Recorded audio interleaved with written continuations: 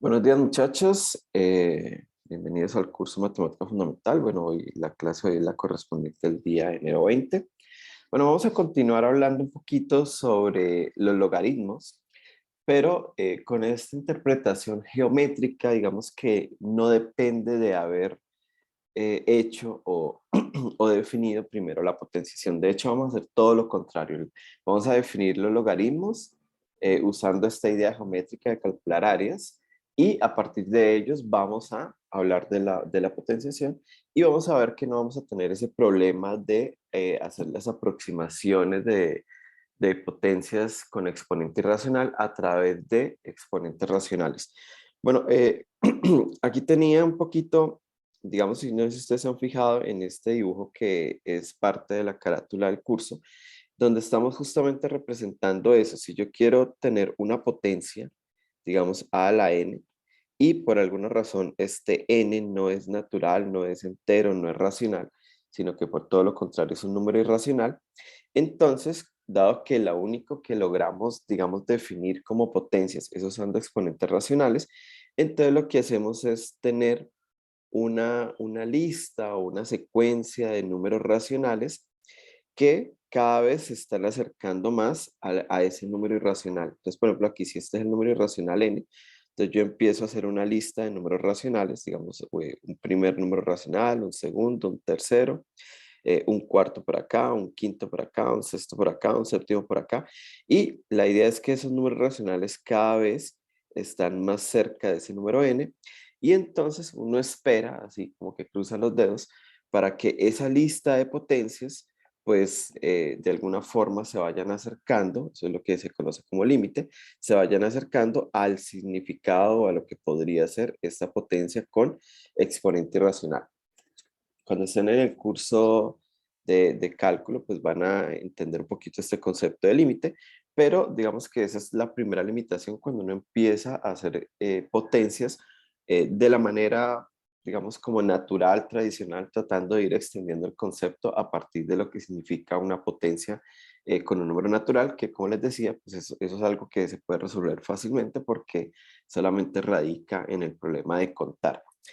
Pero entonces tenemos el problema de que es difícil ir haciendo crecer ese concepto hasta llegar a exponentes irracionales. Entonces, lo que estamos intentando hacer es darle la vuelta a toda esa idea y decir, no, vamos a arrancar con un concepto que se llama L, ¿sí? Todavía no lo vamos a llamar logaritmo, lo vamos a llamar L. Y L de un número lo que hace es medir el área entre el número uno y ese número A por debajo de la gráfica de pues, por debajo de esta línea o esta curva roja, que es la gráfica de la función uno sobre t. O sea, a cada número le tomo su inverso multiplicativo, así construyo esta línea que está acá, esta curva roja, y por debajo de esa línea y esta línea horizontal que se llama el eje T en este caso, vamos a medir el área y lo que mide esa área, pues ese será el número LA. Fíjense que aquí difícilmente estamos hablando de potencias ni el logaritmo de la manera tradicional, simplemente eso se llama LA. Y vimos en la clase anterior que esta, bueno, digamos, esta es la simbología matemática, eso es la integral de uno sobre t de t de uno hasta A, bueno. Pero esta, digamos, la simbología es lo que menos nos importa en este momento. Nos importa este concepto geométrico de el área. O sea, cada vez que yo estoy calculando esto, estoy entendiendo que ahí hay un área. Bueno, y hay dos propiedades muy interesantes que se desprenden de ese concepto de área. La primera, cuando yo hago L de uno, eso me da cero, porque yo hago el área desde uno hasta uno y pues ahí me da una línea, un segmento, no hay, digamos, no hay una porción de área y esa línea pues tiene área cero.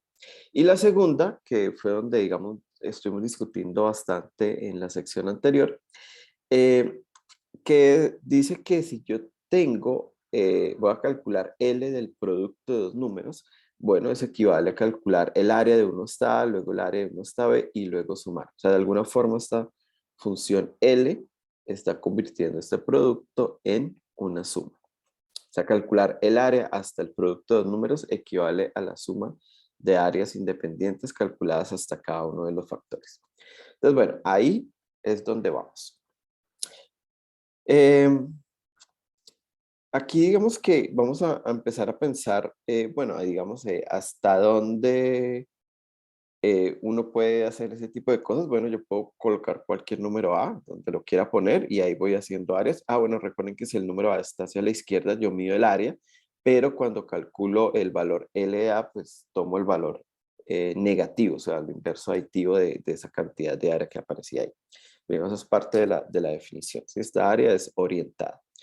Bueno, entonces, en algún momento, cuando yo empiezo a calcular áreas, en algún momento resulta que esa área me da 1, ¿sí? 1 es interesante por ser, digamos, la unidad de medida, por ser el único número real que es su propio inverso multiplicativo, es el módulo del producto. Bueno, entonces, el número 1, digamos, es un poco especial entre todos los números reales. Entonces, cuando yo pienso en esa unidad de área, entonces, ¿hasta dónde tengo yo que llevar el número A, ¿cierto? Para que el área me dé exactamente 1. Bueno, ese número, que obviamente existe, porque en algún momento pues, el área tiene que tomar el valor de 1, ese número se llama E. ¿Sí? Digamos, va a ser especial por ahora, solo por eso. Es el número donde yo me ubico para que cuando yo calcule el área desde 1 hasta allí, es ese número, pues el área es exactamente 1. Bueno, ese número E se llama el número de Euler, ¿sí? Entonces el número E es el número tal que el área es 1. Bueno, o sea, L de E es 1. Y ese número, digamos, si uno puede calcularlo aproximadamente es 2,71, 82, 81, 82, 85. Bueno, a pesar de que aquí yo veo como que un 82 que se repite, este número no es periódico, es un número irracional. Eso, digamos que es una noticia un poco mala, porque eso quiere decir que sí, ahí hay un número, tal que cuando yo calculo el área hasta ese punto, con exactitud el área me da 1, ¿sí? O sea, no me va a dar ni 0,999999947, ¿no? Ni me da 1,00000000083, no, da exactamente 1. Pero ese punto exacto en donde yo sé que el área medida desde 1 hasta allí da una unidad de área, eh, pues no lo puedo, digamos, escribir de forma explícita porque van a haber infinitos decimales después de la coma y ellos no tienen una escritura, digamos, periódica que me permita, digamos, escribirlo con total exactitud. Entonces ese número es irracional. De hecho, no sé, para los que a veces son curiosos y ven videos en internet, ese número es trascendente, ¿sí? Entonces, dentro de los irracionales, hay unos números que son un poquito más, eh, digamos, como complicados, por así decirlo, que se llaman los números trascendentes, y pi y e, digamos, este número e, digamos, están en esa clase de números. Un número que no es trascendente es, por ejemplo, la raíz de 2, todos los que son raíces, ellos son irracionales, pero son un poco más simples, ¿sí? Son números que uno dice, bueno, ¿quién es raíz de 2? No es un número que cuando le eleva al cuadrado es 2, tiene una descripción algebraica muy sencilla. El número pi y el número e, que vienen, digamos, de situaciones geométricas, son mucho más, digamos, complicados. Para los que vayan a hacer una carrera de matemática pura, pues, digamos, en un curso avanzado de álgebra, pues se tocan estos conceptos. Pero bueno, digamos que la mala noticia aquí un poco es que el número es irracional, pero pues, bueno, tampoco era, eh, digamos, tan inesperado porque entre los números reales, pues ya sabemos que unos son racionales, otros son irracionales, pero hay muchos más irracionales que números racionales. Bueno, y aquí otra pequeña observación. E se conoce como el número de Euler, su nombre, así como pi, pues se llama pi, se simboliza con la letra E minúscula. Y bueno, como les había dicho, es un número irracional. Bueno, entonces vamos a definir la función exponencial como todo lo contrario a lo que hace la función L. O sea, esa función con la que medíamos área, vamos a hacer ahora todo lo contrario. Y esa función que hace todo lo contrario es lo que vamos a llamar función exponencial o por ahora solamente función E. Entonces, ¿qué quiere decir eso? Que yo voy a decir que E de un número A me va a dar B cuando pues L de B me dé A. Es decir, si yo mido el área desde 1 hasta el número A y esa área me dio B. Entonces, la exponente lo que me dice es, listo, para que usted le dé área B, entonces, pues el número hasta donde usted tiene que calcular el área es el número A. O sea, hace todo lo contrario, ¿sí? Entonces, aquí lo que yo estoy diciendo es, si yo mido el área desde 1 hasta B, el área me da A. Esto lo que me está diciendo es, para que a usted le dé área A, entonces tiene que hacer la medición de área desde 1 hasta B. Entonces, vamos a ver, digamos, qué cosas ya podemos decir de esta función E con lo poquito que sabemos de la función L. Entonces, yo puedo decir que E de 0, pues es el número 1. ¿Y por qué? Ah, pues porque cuando yo hago L de 1, entonces yo mido el área de 1 hasta 1, pues me da 0. ¿Sí? Entonces, aquí lo que estaría diciendo es, si yo quiero medir el área de 1, ¿hasta dónde la mido para que el área me dé 0? Ah, bueno, pues hasta 1. ¿Sí? Entonces, digamos, esta información viene de acá. ¿Hasta dónde mido yo área para que el área me dé 1? O sea, yo empiezo aquí, esta es la gráfica, aquí está el 1, y yo empiezo a medir área, medir área, medir área. Cuando llegue al área 1, igual a 1, entonces, ¿en qué número quede ahí? Ah, bueno, ese es por definición el número E. O sea que E de 1 da la letra E. Y pues porque L da 1, ¿sí? Eh, a medida que uno vaya calculando, digamos, áreas, o sea, digamos, yo sé que si mide el área hasta 2, entonces eso, no sé, eso debería dar como 0,80 de alguna cosa, entonces cuando haga E de 0,80 de alguna cosa, entonces eso es 2, ¿sí? O sea, como que la función E hace todo lo contrario de lo que hace la función L. Bueno, y entonces es interesante ver cómo se traduce la propiedad que sabemos de L, pero ahora en términos de E.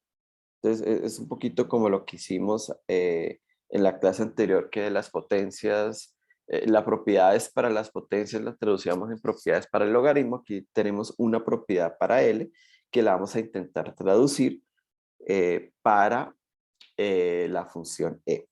Entonces, la idea es la siguiente. Si E a la A da B, y E a la C da D, entonces vamos a mostrar que E a la A más C da B por D.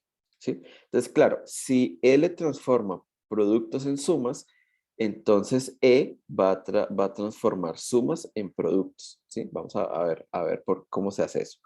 Entonces, listo. Si E a la A da B, quiere decir que cuando yo hago el cálculo de áreas desde 1 hasta B, entonces el resultado o la cantidad de área es A. ¿Sí? Entonces, porque recuerden que E y L, digamos, se hacen cosas inversas.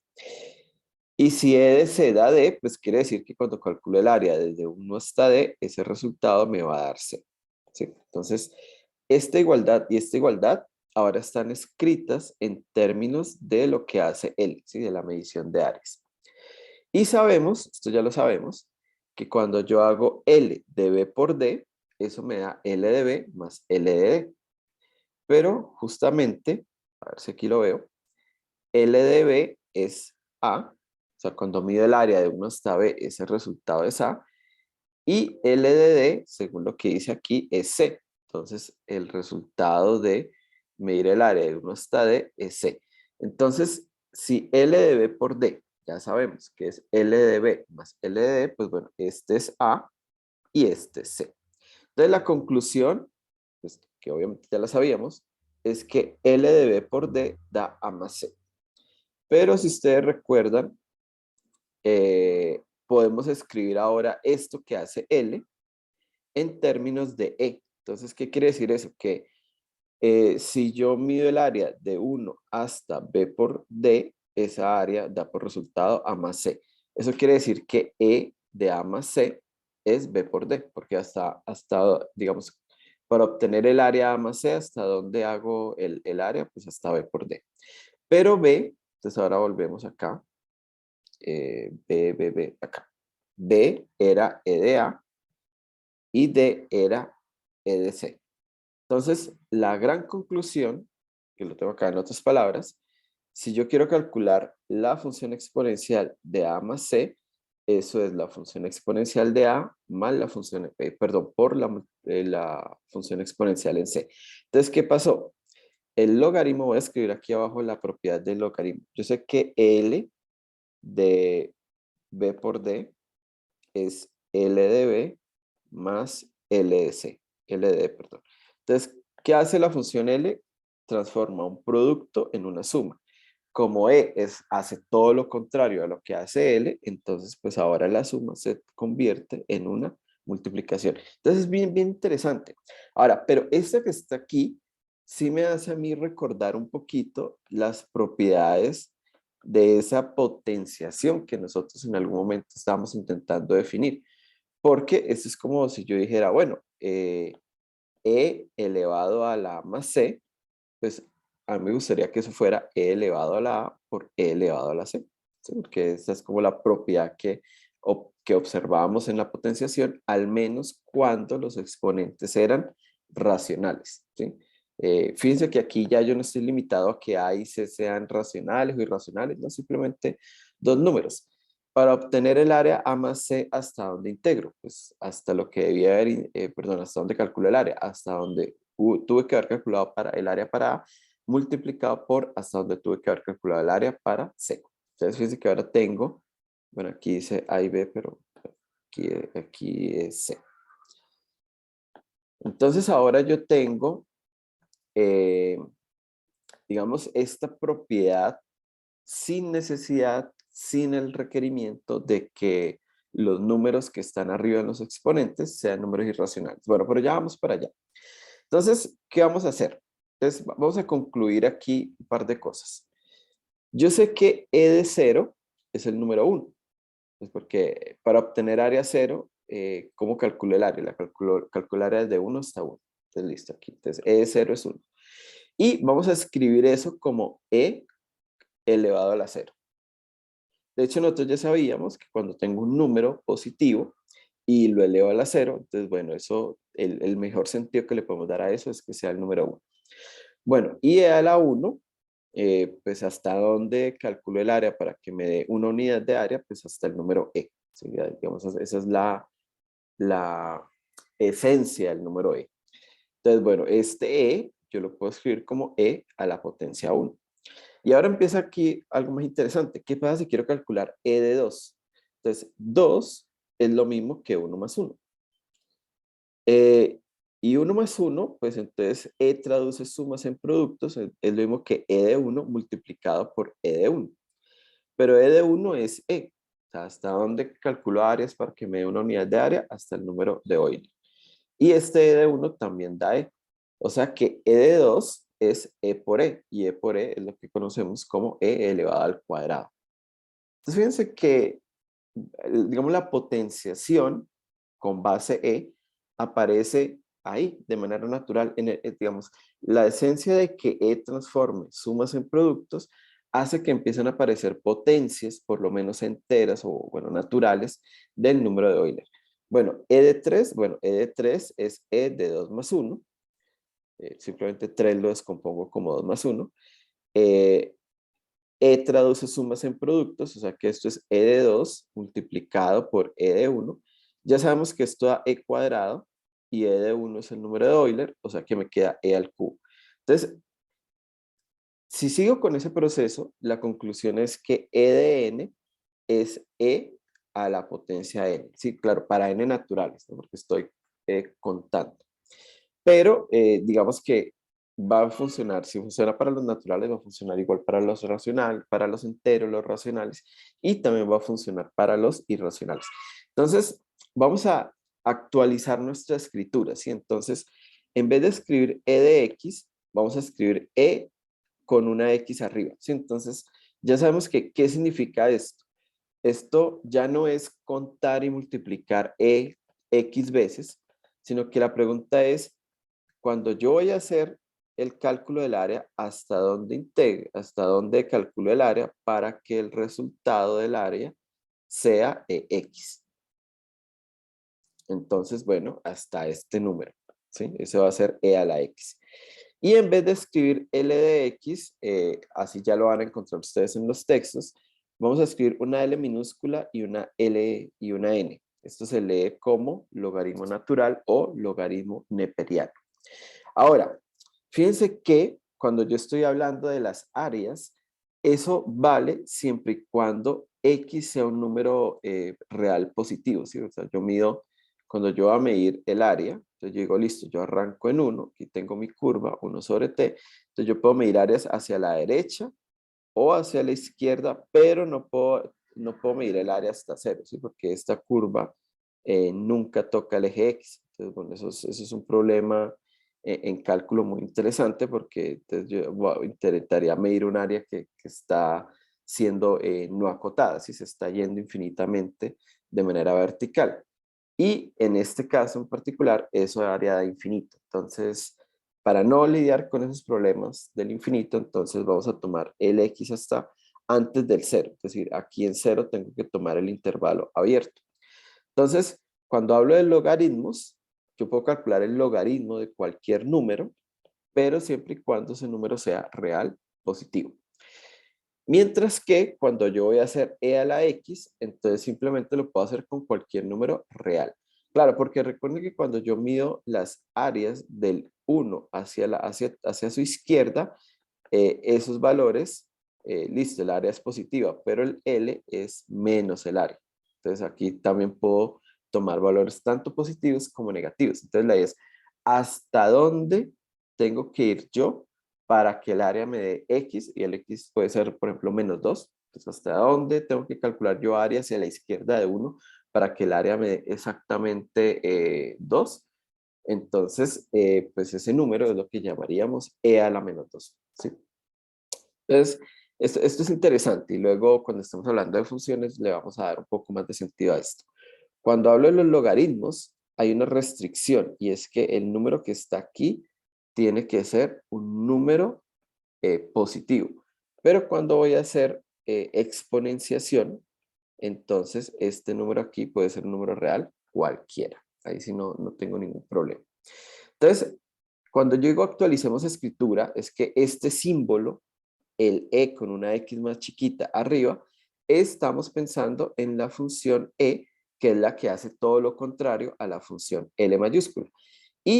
Pero ya no vamos a escribir L mayúscula, sino que vamos a escribir L minúscula con una N. ¿Sí? Entonces, cada vez que ustedes vean esto, ¿qué es esto? Esto es medir el área de 1 hasta el número X. ¿Sí? E hace todo lo contrario a L mayúscula, pero ya no escribimos E, sino que escribimos este número de Euler con una X arriba, como lo estábamos haciendo con las potencias.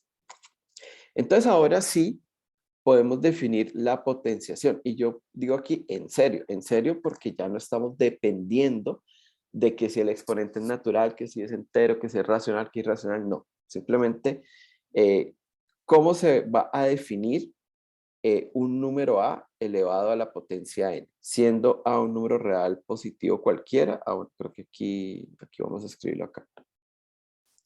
El número a es un número real mayor que 0, el que yo quiera, y el exponente también es cualquier número, o sea, racional, irracional, ahí ya no tengo problema con la naturaleza de cada número. Bueno, entonces, recuerden que estos dos puntos significa este símbolo, digamos, se va a definir como esto que está acá. Y fíjense que es algo interesante. Tomamos el número de Euler, ¿cierto? Y lo elevamos a la potencia n multiplicado por este número. Este número es el logaritmo natural del número a. Y vamos a ver por qué ya no tengo ninguna limitación, que si los exponentes son racionales y irracionales. Entonces vamos a ver cómo lo obtenemos. Entonces, perdón, yo voy a acomodar aquí esto por acá mejor. Y esto creo que se escribe así. Listo, entonces supongamos que vamos a calcular 2 a la raíz de 2, ¿sí? Entonces, digamos, en las ideas iniciales, en los primeros intentos de definir la potenciación, 2 a la raíz de 2 era problemático porque me tocaba empezar a tomar 2 a la 1, 2 a la 1.4, 2 a la 1.41, 2 a la 1.41, 4, bueno, y así. O sea, cada vez como intentando aproximar este número. Bueno, ahora no. Ahora simplemente yo digo, bueno, por definición, entonces voy a poner aquí los dos punticos para que no se nos olviden.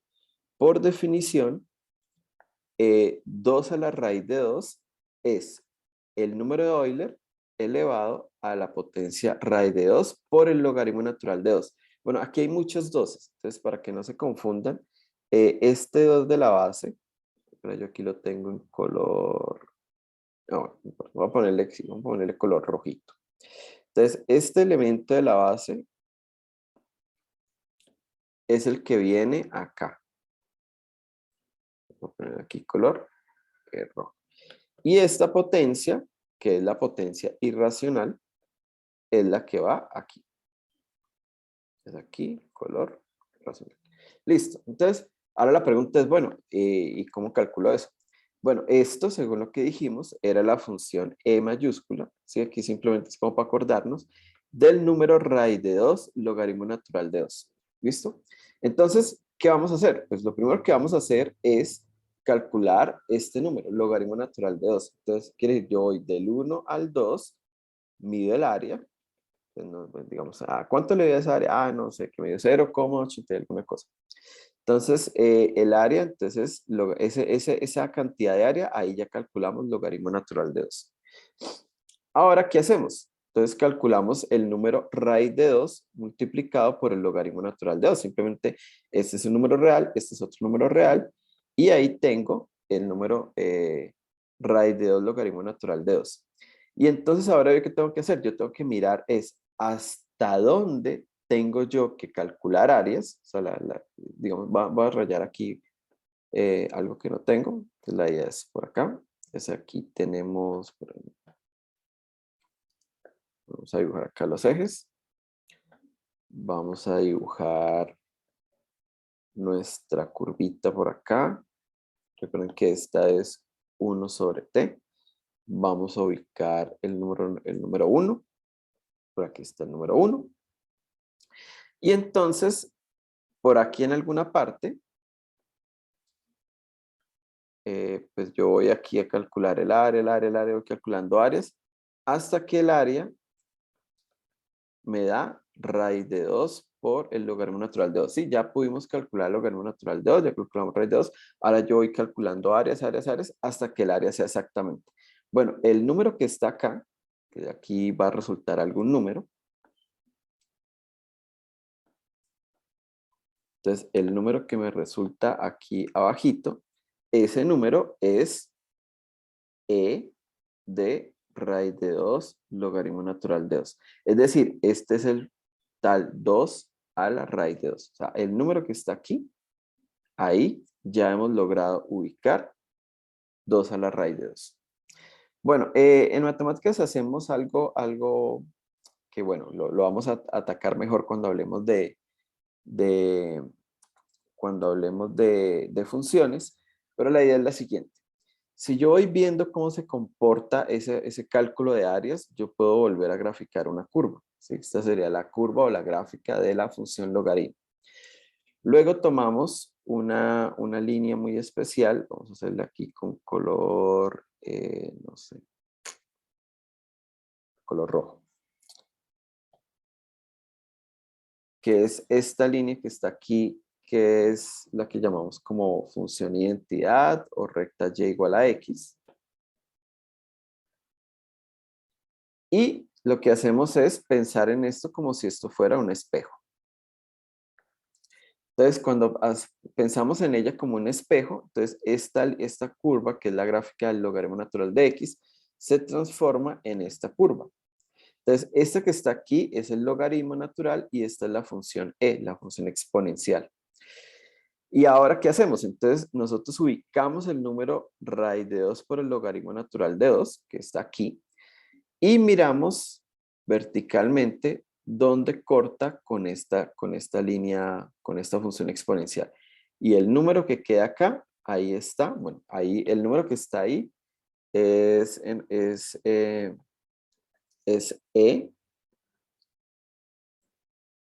es E de raíz de 2 por el logaritmo natural de 2. Oh, perdón, tengo una falla técnica acá. Okay. Logaritmo natural de 2. Pero ese ya vimos que era por definición nuestro llamado 2 a la raíz de 2.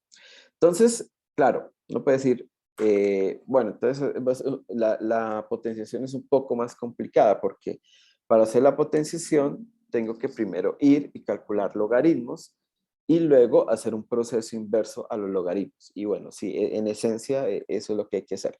Pero aquí hay una moraleja un poco más interesante.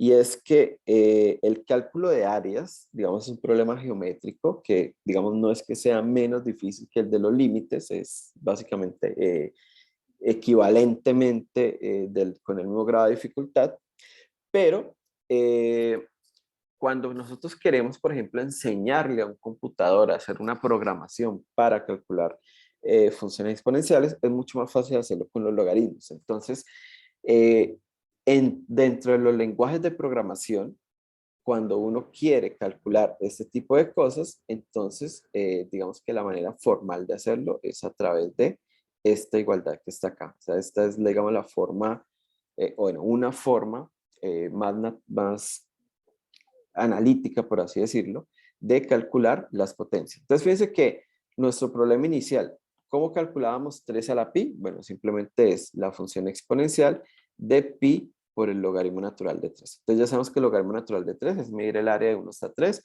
eso se multiplica por pi, eso me da un número real, y ahora yo empiezo a mirar, a calcular el área, desde 1 sobre t, entonces aquí está el 1, y yo empiezo a empezar a medir área hasta que el área me dé pi por logaritmo natural de 3. Y el número que está aquí, ese será el número 3 a la pi. Entonces ahí está, 3 a la pi. Y bueno, pues creo que con esto terminamos la parte de logaritmos. Ah, bueno, no, me falta una cosa más. Eh, porque cuando estábamos hablando de logaritmos, hablábamos de logaritmos en bases. Entonces, ahora sí lo podemos hacer. Es decir, ahora sí podemos decir, bueno, como decía Wikipedia, vamos a definir logaritmo en base a del número b como el número n, si a a la n es b. Recuerden que con las restricciones de siempre, ¿no? Entonces, a tenía que ser un número mayor que 0 y a no puede ser 1. Y ahora vamos a ver por qué a no puede ser 1. ¿Listo? Entonces, aquí, cuando estoy hablando de estos logaritmos, hay dos restricciones para esta base que está aquí. Entonces, tiene que ser un número positivo, pero no puede ser 1. Esta restricción no había aparecido, pero va a aparecer ahora de manera natural con algo que se llama cambio de base. Entonces ya vamos a ver por qué. Bueno, entonces logaritmo en base a del número b da n siempre y cuando, o sí, solamente sí, a elevado a la potencia n de b. Recuerden que esto es e a la n por el logaritmo natural de a. O sea, si ese resultado me da b, entonces podemos escribir esto que está acá. Bueno, entonces lo que tenemos aquí, esto se conoce como cambio de base. Entonces vamos a ver qué es lo que significa el cambio de base. Entonces, B sabemos que es a a la n. Y a la n por definición, entonces ahora vamos a ponerle aquí los dos punticos. Recordemos que por definición es el número de Euler elevado a la potencia n logaritmo natural de a. Bueno, esto que está aquí, recuerden que esto es e mayúscula de n logaritmo natural de a, lo puedo escribir en términos de el logaritmo natural, ¿sí? Porque recuerden que hay que hacer todo lo contrario. Entonces, esta igualdad que está aquí, que b da esto, la podemos escribir así, perdón.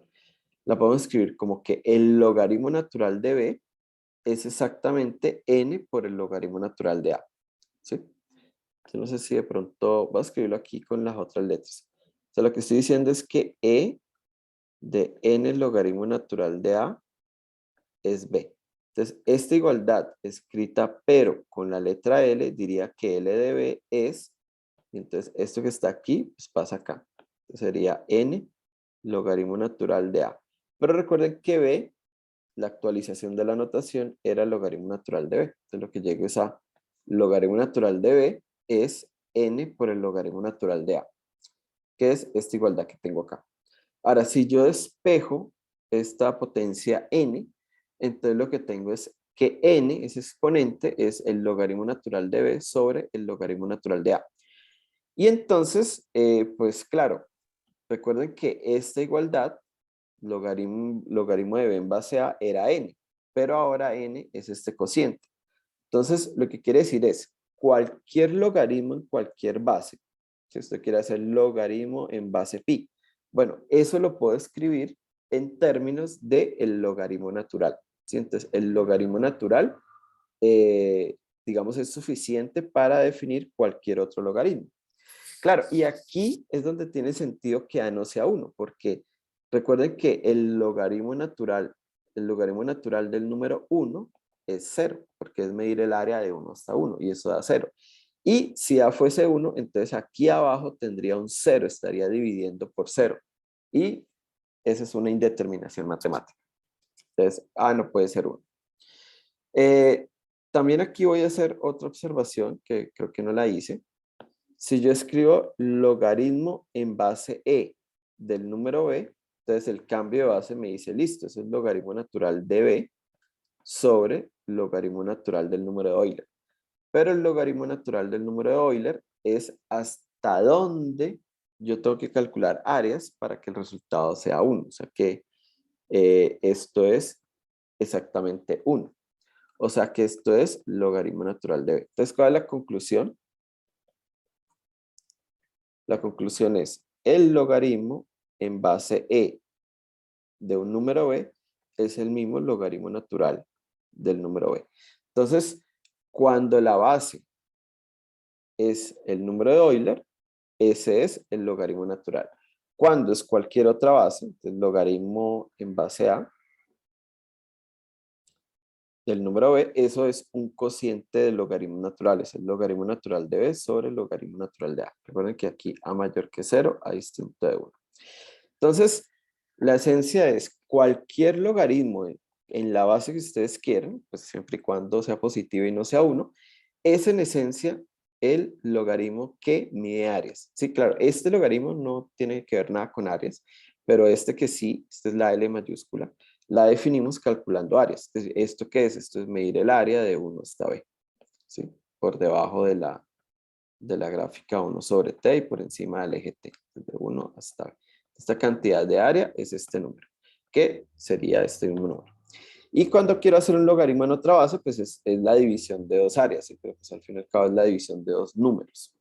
Entonces, la moraleja es, lo único que necesitamos para entender la potenciación y los logaritmos en general es entender la función logaritmo natural, o sea, aquella que está midiendo áreas. Y yo no sé si recuerdan en la clase anterior que estábamos batallando un poquito por cómo calcular el logaritmo el logaritmo de 8 en base 4, que dijimos, bueno, no es 2 porque 4 a la 2 es 16, no es 1 porque 4 a la 1 es 8, es como un número que está entre 1 y 2. Fíjense que el cambio de base me dice, bueno, esto es el logaritmo natural de 8, este es el logaritmo natural de 4, esto es logaritmo natural de 2 al cubo, esto es logaritmo natural de 2 al cuadrado. Bueno, los logaritmos tienen esta propiedad de sacar estos exponentes acá, eso está en el taller para que ustedes lo analicen. Entonces esto es 3 por el logaritmo natural de 2, esto es 2 por el logaritmo natural de 2, estos dos números se cancelan y el resultado es 3 medios, 1,5, ¿sí? Que en la clase anterior pues lo dedujimos así un poco como a tanteo. Entonces, este ejemplo es como para reforzar esa misma idea. Solamente digamos, para tener o entender o trabajar con logaritmos, lo único, o sea, o es suficiente, mejor, es suficiente con entender y trabajar el logaritmo natural, ¿sí? O el logaritmo neperiano. Eh, bueno, aquí tenía otra observación de por qué la base no puede ser 1 para los logaritmos. Yo sí puedo hacer potencias, 1 a la x. 1 a la x, eso siempre me va a dar 1. ¿Sí? De hecho, vamos a analizarlo aquí. Entonces, ¿qué es 1 a la x? Por definición, es el número de Euler elevado a la x por el logaritmo natural de la base.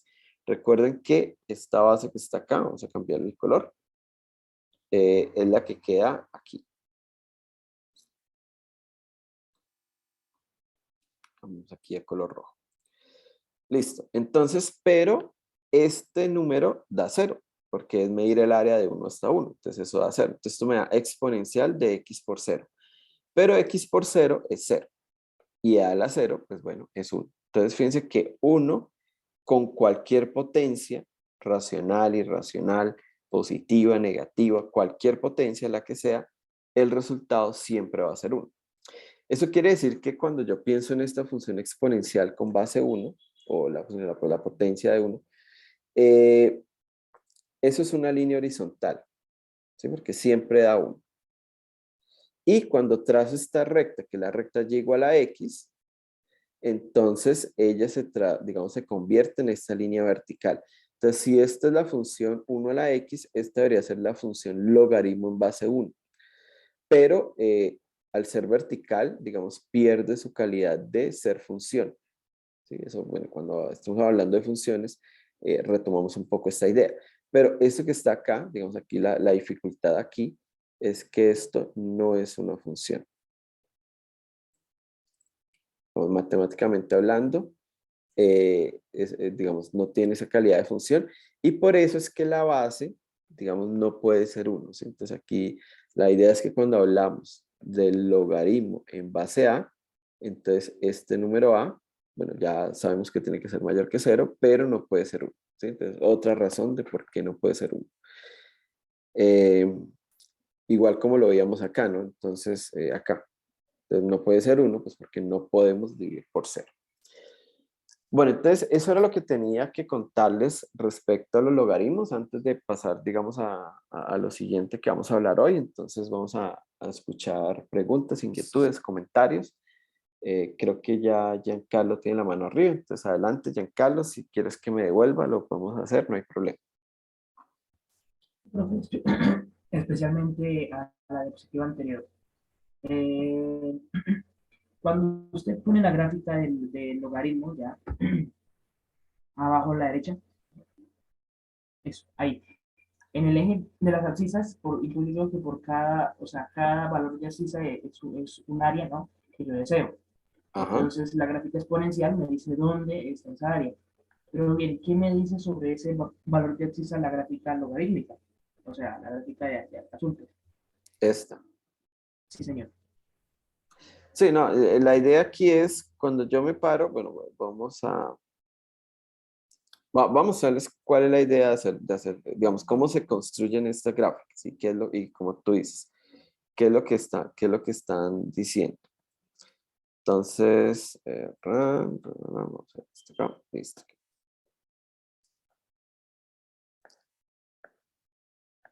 Entonces vamos a dibujar nuestra hipérbola. Esta curva 1/t, también vamos a hablar de cónicas en el curso, es una hipérbola, ¿sí?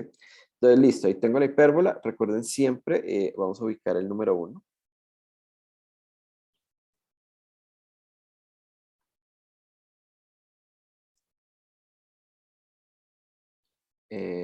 Ok, listo, sí, no, ya, listo. Entonces, bueno, esto, regálame un segundo, vamos a hacer una copia.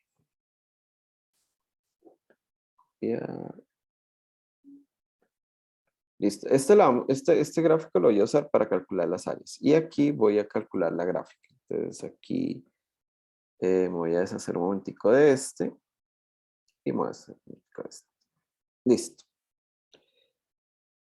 Entonces la idea, ¿qué sabemos del logaritmo? Entonces sabemos del logaritmo que cuando yo mido el área hasta 1, eso me da 0, porque me queda medir el área de 1 hasta 1 y bueno, eso da 0.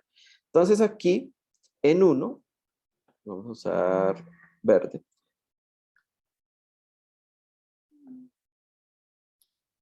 Bueno, voy a intentar usar un color como el que usé arriba, creo que era como este. Entonces aquí vamos a poner un puntico, ¿sí? Porque en uno el área me dio 0. ¿Qué más sabemos? Sabemos que cuando a ver, sabemos que cuando voy hasta el número de Euler, entonces ahí el área, aquí el área es 1.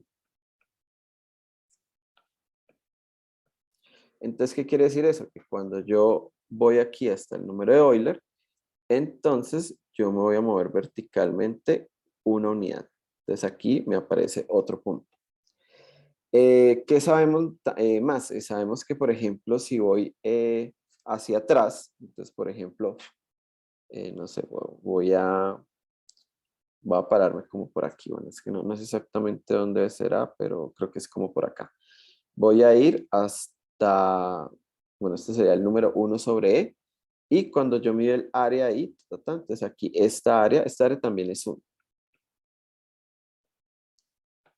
Ah, bueno, aquí se me olvidó escribir LE es 1.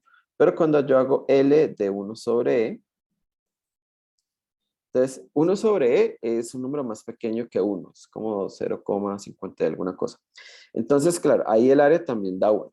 Pero entonces, qué sé yo, que cuando calculo el L o el logaritmo, bueno, aquí tal vez debió estar escrito el logaritmo natural de 1, logaritmo natural de E, logaritmo natural de 1 sobre E. Bueno, entonces este es menos 1, porque recuerden que si yo el área se mide hacia la izquierda, es negativo. Entonces aquí vamos a ubicar por acá está el número 1 sobre E. Y ahora aquí me voy hacia abajo. Una cantidad, una unidad, sí, pero vamos a alargar esta linecita. Y acá está el menos 1. Entonces aquí en menos 1 vamos a hacer un puntico. Entonces, bueno, si yo voy haciendo exactamente eso, entonces digamos que ahora voy a ir hasta el número, no sé yo, 4. Entonces yo ahora voy a medir el área hasta 4. Entonces mido cuánto es el área hasta 4. Eso, bueno, no sé, creo que da 1 o algo, 2 algo, bueno, no sé. Digamos, calculamos el área hasta 4. Entonces aquí cuando yo esté parado por aquí en 4, entonces ahí voy a hacer lo mismo, me voy aquí arriba.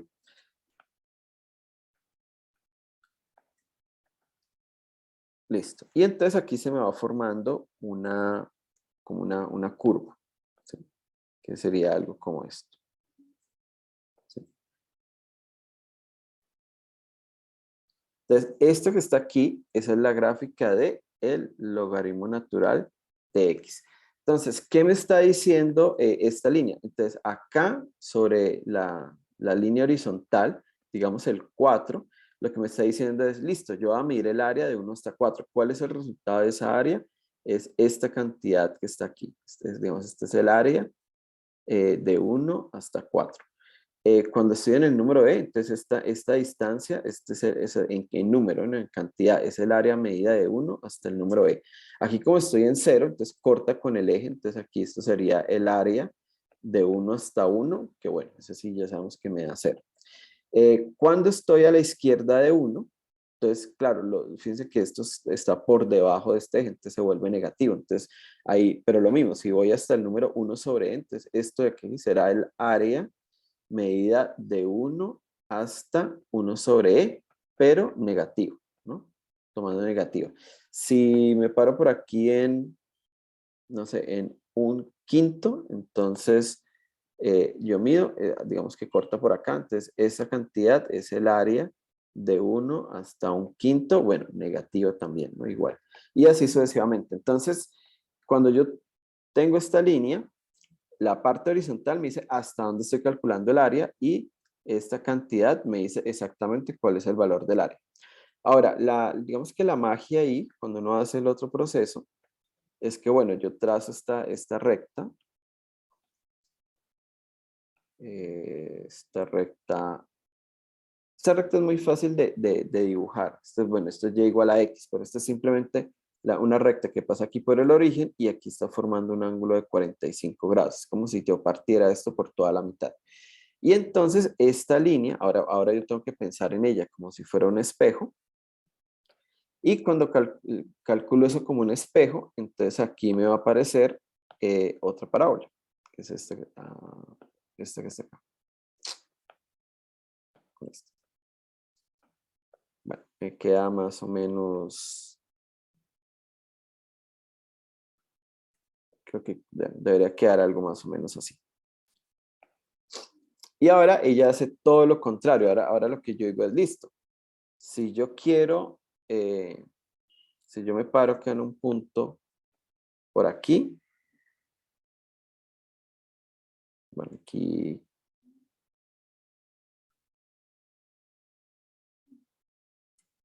digamos que me paro por acá.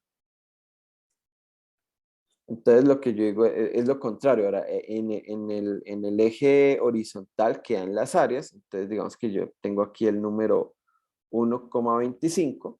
Entonces la pregunta es, ¿cuál es, hasta dónde tengo yo que calcular el área para que el área me dé exactamente 1.25? Y bueno, ahí la respuesta está aquí. Aquí queda E a la 1.25 o E de 1,25. ¿Sí? Entonces, la pregunta ahora es la contraria. Supongamos que yo quiero ir calculando áreas y quiero que el área me dé 1,25. Entonces, ¿hasta dónde llego yo? Bueno, ese es este número que está acá. Y aquí abajo quedan las áreas. O sea, se invierten los papeles, ¿sí? Fíjense que aquí, en la azul clarita, horizontal es hasta dónde integro yo y vertical el valor del área. Bueno, hasta dónde mido el área y cuánto midió el área. Con la verde es lo contrario. Horizontal es el área y vertical es hasta dónde debí yo haber medido el área para que el área fuera exactamente este número que está acá. ¿Sí está un poquito mejor, Giancarlo? Sí, señor, muchas gracias. Ok, ¿tienes alguna Eh, otra inquietud? sí, sí, puedo aprovechar, sí. Y Claro. es que, ¿de dónde saldría esa igualdad de que un número, o sea, la que está más arriba en esta misma página, que dice que E a la n es igual a la potencia, mejor dicho. Ah, bueno, esto es una definición, simplemente así, se define de esta forma. Pero Entonces, no tiene una base. eh, voy a poner aquí definición. Sí, a ver, lo que pasa es que ustedes tienen que entender que todas las dificultades que hay con los números reales y su uso, pues esos son problemas históricos. Es decir, si ustedes buscan cómo la gente hacía matemáticas hace 100 años, pues hace 100 años, pues sí que se sabían de los racionales y los irracionales, pero como que todo era muy empírico, o sea, como que, bueno, yo quiero calcular 2 a la raíz de 2. Entonces, como que no, pues geométricamente yo puedo aproximar raíz de 2 así, y hago la potencia así, o sea, todo era como muy ensayo y error y un poco empírico. Claro, a medida que se iba trabajando con los conceptos, cada vez que alguien, digamos, se le podía dar más formalidad. Entonces, en algún momento, creo yo, alguien dijo, bueno, pues no resolvamos el problema de la potencia así, sino que resolvámoslo a través de esta otra forma.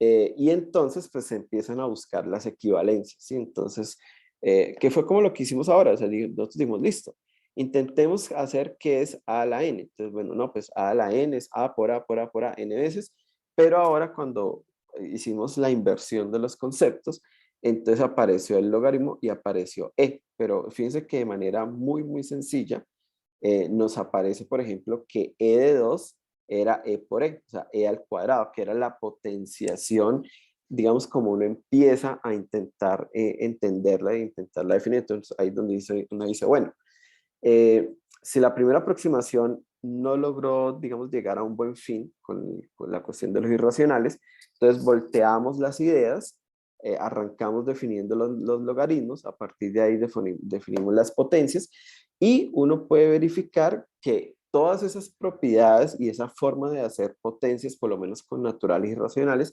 coincide con lo que ya habíamos pensado antes. Entonces ahí es donde uno dice, listo, entonces esto iba por buen camino. Me imagino yo que a través de observaciones, ensayo y error fue que se llegó como a esto.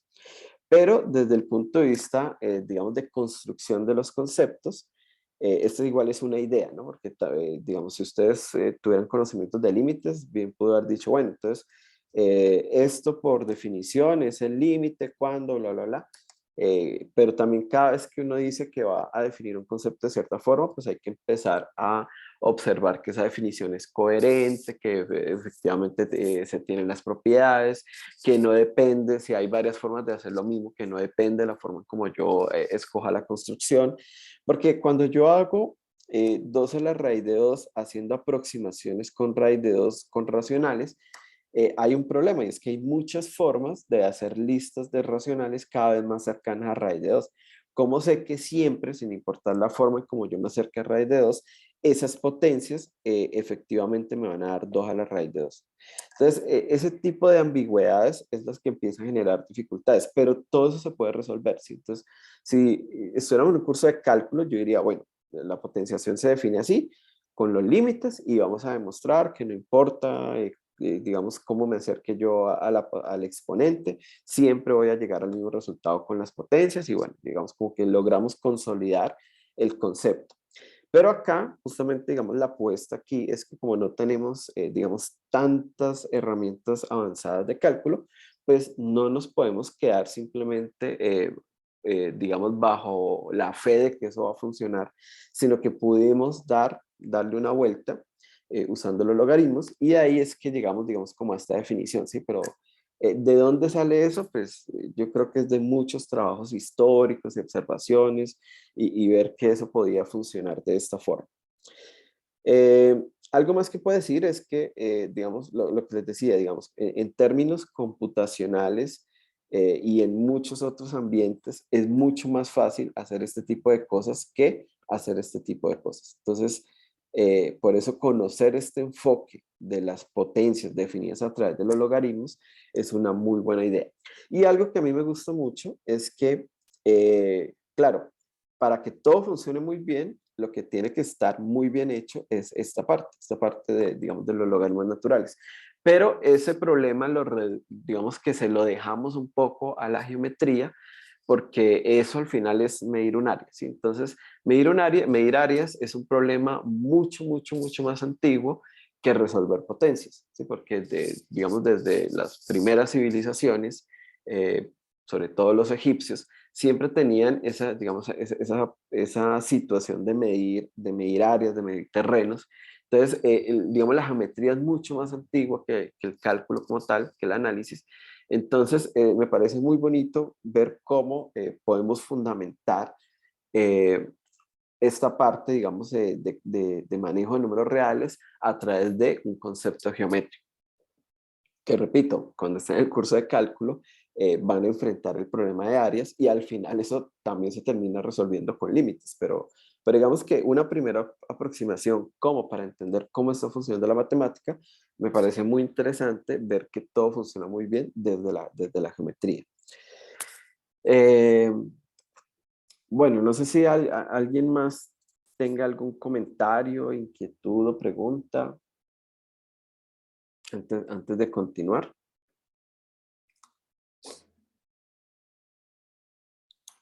Bueno, parece que no.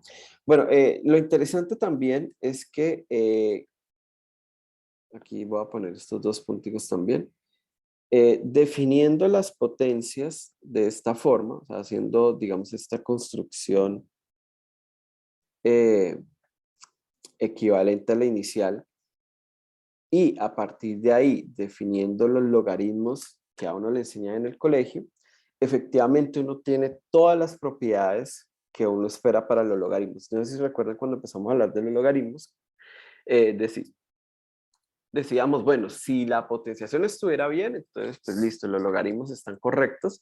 Y a partir de las propiedades de la potenciación, concluíamos las propiedades de los logaritmos. Aquí fue un poco al contrario. A partir de la propiedad de los logaritmos, ¿dónde lo tengo? Acá. A partir de esta propiedad, ¿sí? Se concluye la propiedad para la exponenciación, ¿sí? Que es esta que está acá. Y claro, a partir de esta se puede probar que si yo tengo a a la b más c, pues eso es a a la b por a a la c. Pero digamos que todos esos detalles están ahí en el taller, en el campus, para que ustedes los empiecen a manejar.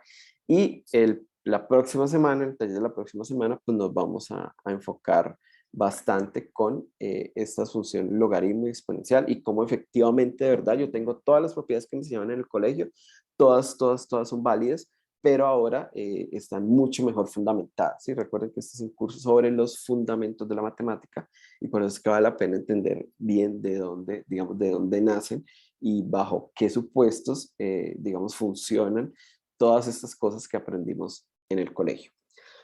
Bueno, entonces hasta ahí, digamos que vamos a hacer digamos, una pausa o vamos a cambiar un poco de tema. También relacionado un poco con lo que he venido diciendo, simplemente como para formalizar estas ideas de las secuencias y los límites y eso. Vamos a hablar de sucesiones, ¿sí? Entonces vamos a hablar de sucesiones. Aquí vamos a empezar a tener una primera idea de lo que es un límite. Cuando estén en el curso de cálculo lo van a formalizar mucho mejor. Pero es como para empezar digamos, como a cultivar ese terreno con ideas un poco más propias de lo que se conoce como el análisis matemático, ¿sí? Pero digamos, esta es la esencia y la base de todo lo que uno hace en cálculo y en física, y bueno, o sea, digamos, hay muchas cosas que se basan en estas ideas. Entonces vamos digamos, a introducir un nuevo concepto, que es el concepto de sucesión, y aquí vamos a empezar a lidiar con el infinito, ¿sí? O sea, el infinito siempre lo hemos tenido ahí como que es algo que está ahí, un símbolo, una palabra que me dice que como que eso nunca llegó allá, pero como que si hay algo por allá, bueno, vamos a empezar a lidiar un poco con esa idea y digamos entre ese concepto de sucesiones y algo que voy a hacer más adelante que se llaman sumas infinitas, pues vamos a ir lidiando con ese concepto de infinito, ¿sí? Para irlo, digamos, es un concepto que hay que tratar con mucho respeto, a veces uno no sé, a mí me parece curioso cuando los estudiantes ven cálculo y dicen, ah, no, si es que infinito menos infinito da cero, es que infinito sobre infinito da uno. Y el infinito no es un número natural, no es un número, no es un objeto así como tan tangible como los números, pero está ahí presente y hay que ver cómo trabajamos con él. ¿Sí? Es un concepto que está adherido a los números reales, pero no es exactamente un número real. Bueno, entonces vamos a arrancar un poquito con la idea de sucesión y ya miramos cuando estamos hablando de límites y convergencia de sucesiones, a ver cómo empezamos a lidiar con ese número, perdón, con esa idea del infinito. Bueno, entonces, ¿qué es una sucesión? Entonces, una sucesión, esto es algo, a mí me gusta mucho que la matemática parte de ideas muy sencillas, ¿sí? Entonces, y luego pues se van haciendo un poco más complejas y se van como digamos, como complementando con otras ideas y como tomando un poco más de forma y de cuerpo. Bueno, entonces, ¿qué es una sucesión? O, bueno, sucesión numérica, el concepto de sucesión es un poco más amplio, pero como estamos trabajando con los números reales, pues se llama sucesión numérica. Entonces, una sucesión numérica es una lista, ¿sí? Es como cuando usted llega y dice, la mamá le dice, mijo, hay que ir al supermercado y hay que traer papa, arroz, azúcar, sal. Entonces, es una lista, no es una lista, ¿sí? Entonces, una lista de las cosas que va a comprar. Aquí es lo mismo, es una lista ordenada, esa palabra es clave, pero de números reales, ¿sí? Entonces, una lista ordenada, entonces ordenada quiere decir que hay un primer número, ¿sí? Entonces, cuando usted, la mamá le dice, bueno, hay que ir al supermercado a comprar unas cosas, listo, ¿y qué hay que traer? Ah, no, primero hay que traer arroz, ¿listo? Entonces, es el primer objeto de la lista. ¿Y qué más hay que traer? Ah, no, hay que traer azúcar, entonces está después del arroz, entonces el segundo objeto de la lista. ¿Y qué más hay que traer? Ah, no, que hay que traer limones. Entonces, tercer objeto de la lista. Entonces, aquí en la misma idea, solo que los objetos son números reales. Y segundo, la lista en teoría nunca acaba, ¿sí? Entonces, no quiere decir que yo no pueda repetir elementos de la lista, ¿sí? Pero la lista, digamos, en principio no termina, es infinita, ¿sí? En cuanto a posiciones. Entonces, bueno, un poquito de ortografía matemática. ¿Cómo se simboliza o cómo se escriben las sucesiones? Bueno, aquí ponemos algo que me identifique cómo son esos objetos de esa lista. Se ponen unos paréntesis y aquí ponemos n naturales. Bueno, acá voy a poner 1 porque pues a mí me gusta que cuando pienso, no necesariamente es así, de hecho vamos a ver ejemplos que no funcionan así, pero digamos que en términos generales, pues uno dice el primer objeto de la lista. Entonces, digamos, ese conteo de elementos de la lista es muy natural que arranque en 1. Entonces yo le pongo aquí un n sub 1 para decir los naturales a partir del 1. ¿Sí? Recuerden que siempre está esa discusión que si el 0 es o no natural. Si el 0 no es natural, pues digamos que esto aquí no necesito poner nada. Entonces, en los naturales, ¿dónde empiezan los naturales? En 1. Pero si la construcción de los naturales es conjuntivista y entonces el 0 es la representación del conjunto vacío y los naturales empiezan en 0, pues entonces de pronto es mejor especificar que voy a partir con los naturales a partir de 1. Pero esto no es una camisa de fuerza, ¿sí? O sea, yo puedo empezar mi conteo en otro número natural y digamos que el por qué pasa eso es porque a veces ese número natural me ayuda a entender cuáles son los elementos de la lista, ¿sí? Entonces, digamos, un poco usando expresiones algebraicas. Y con las expresiones algebraicas, pues el n bien podría ser un 0, como bien podría incluso ser un -3. ¿Sí? Lo importante es que siempre yo tengo que entender que la sucesión es una lista y como es una lista, pues hay un primer elemento de la lista. ¿Sí? Cuando usted baja la lista del mercado, pues tiene que arrancar con algo, con el arroz. Ah, bueno, listo, eso es lo primero que yo voy a ir a buscar allá en el supermercado. ¿sí? Entonces, tiene un principio, ¿sí? Esa es la esencia de la asociación. Es una lista, entre comillas, infinita, pero que tiene un inicio, ¿sí? Entonces, desde ese punto de vista, pues se parece mucho a los números naturales. Bueno, entonces, esa es una forma, digamos, de escribir o de hablar de sucesiones. Y otra forma, un poco, esto es como cuando hablamos de conjuntos, ¿no? Los conjuntos se pueden escribir por comprensión o por extensión. Esto sería como la idea de por comprensión. Otra forma de hablar de la sucesión es, pues, de poner la lista. O sea, es decir, está la sub 1, que es el primer elemento de la sucesión, luego la sub 2, que es el segundo, luego el tercero y así sucesivamente hasta el A sub n, este se llama el enésimo término de la sucesión, y así sucesivamente. Siempre ponemos unos puntos suspensivos, y los puntos suspensivos pues justamente significan que la lista no acaba, es una lista infinita. Entonces, por supuesto que por extensión, pues no puedo escribir todos los elementos de la sucesión porque pues, se me va a acabar la vida, ¿sí? Entonces van a llegar hasta los 100 años y, sí, voy escribiendo aquí el término 4.383.281, pero pues todavía me faltan muchos más. Entonces uno pone unos puntos suspensivos para decir que, bueno, esa lista sí, ¿sí? Claro, esto que está aquí es bastante ambiguo porque yo puedo poner los primeros 4 términos de la lista y poner unos puntos suspensivos y decir, bueno, eso sigue infinitamente, pero la pregunta es, ¿y cómo sigue infinitamente? ¿Sí? Luego hago un comentario un poquito ahí al respecto. Bueno, entonces vamos a hacer unos ejemplos sencillos. Entonces, vean este ejemplo. En la lista de números tengo el 2, el 4, el 8, el 16, el 32, puntos suspensivos. ¿Sí? Vamos a obviar un poquito eso. Vamos a sacarlo de la pantalla. Vamos a ver si eso, ahí, dejémoslo ahí. 2, 4, 8, 16, 32 puntos suspensivos. Listo, ahí estoy representando una sucesión, pero estos puntos suspensivos no me dicen que sigue.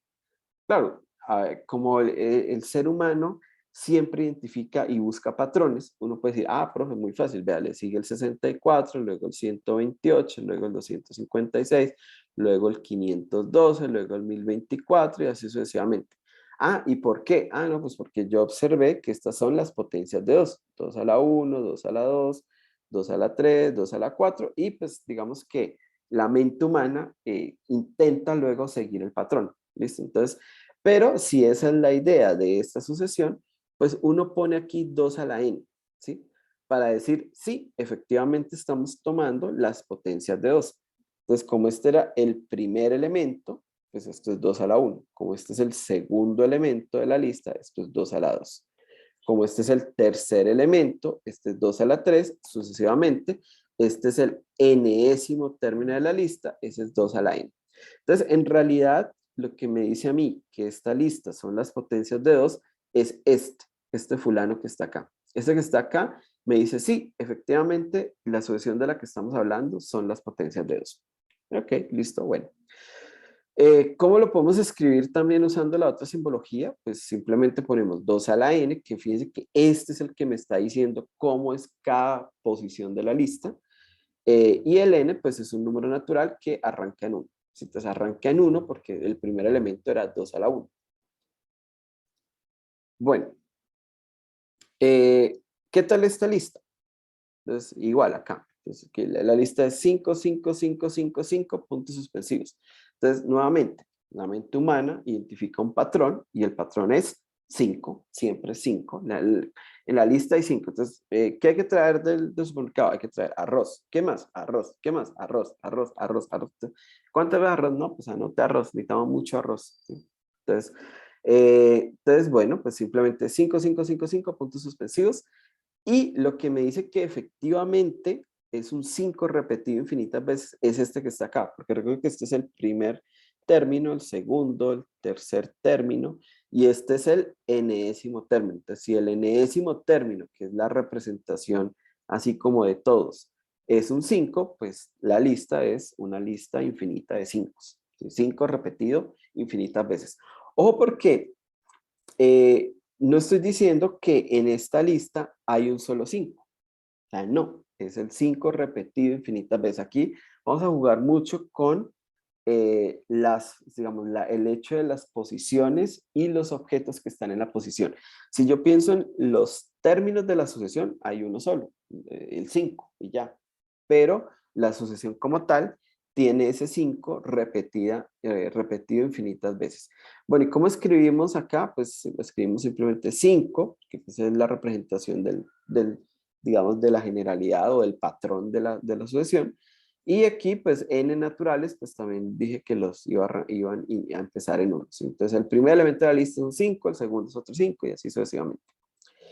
Bueno, y acá tengo otro como para mostrarles que no necesariamente siempre tiene que empezar en 1.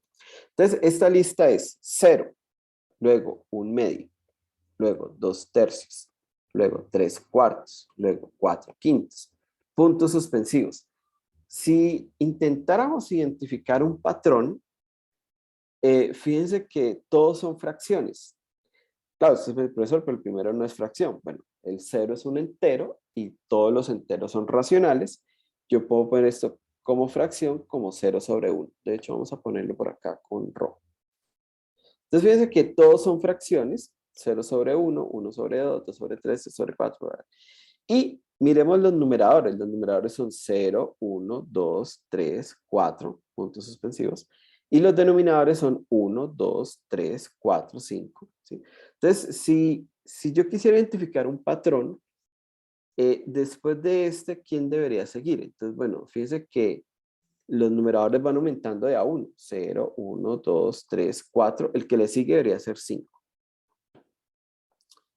Y luego abajo, lo mismo, los denominadores también van aumentando de a 1. 1, 2, 3, 4, 5, o sea que le sigue el 5/6. Y luego le seguiría el 6/7, luego el 7/8 y así sucesivamente. Entonces fíjense que los primeros términos a veces identifican un patrón y a lo mejor ese patrón es el que describe toda la sucesión, pero eso no es garantía tampoco de que sea exactamente eso que sea eso lo que esté pasando.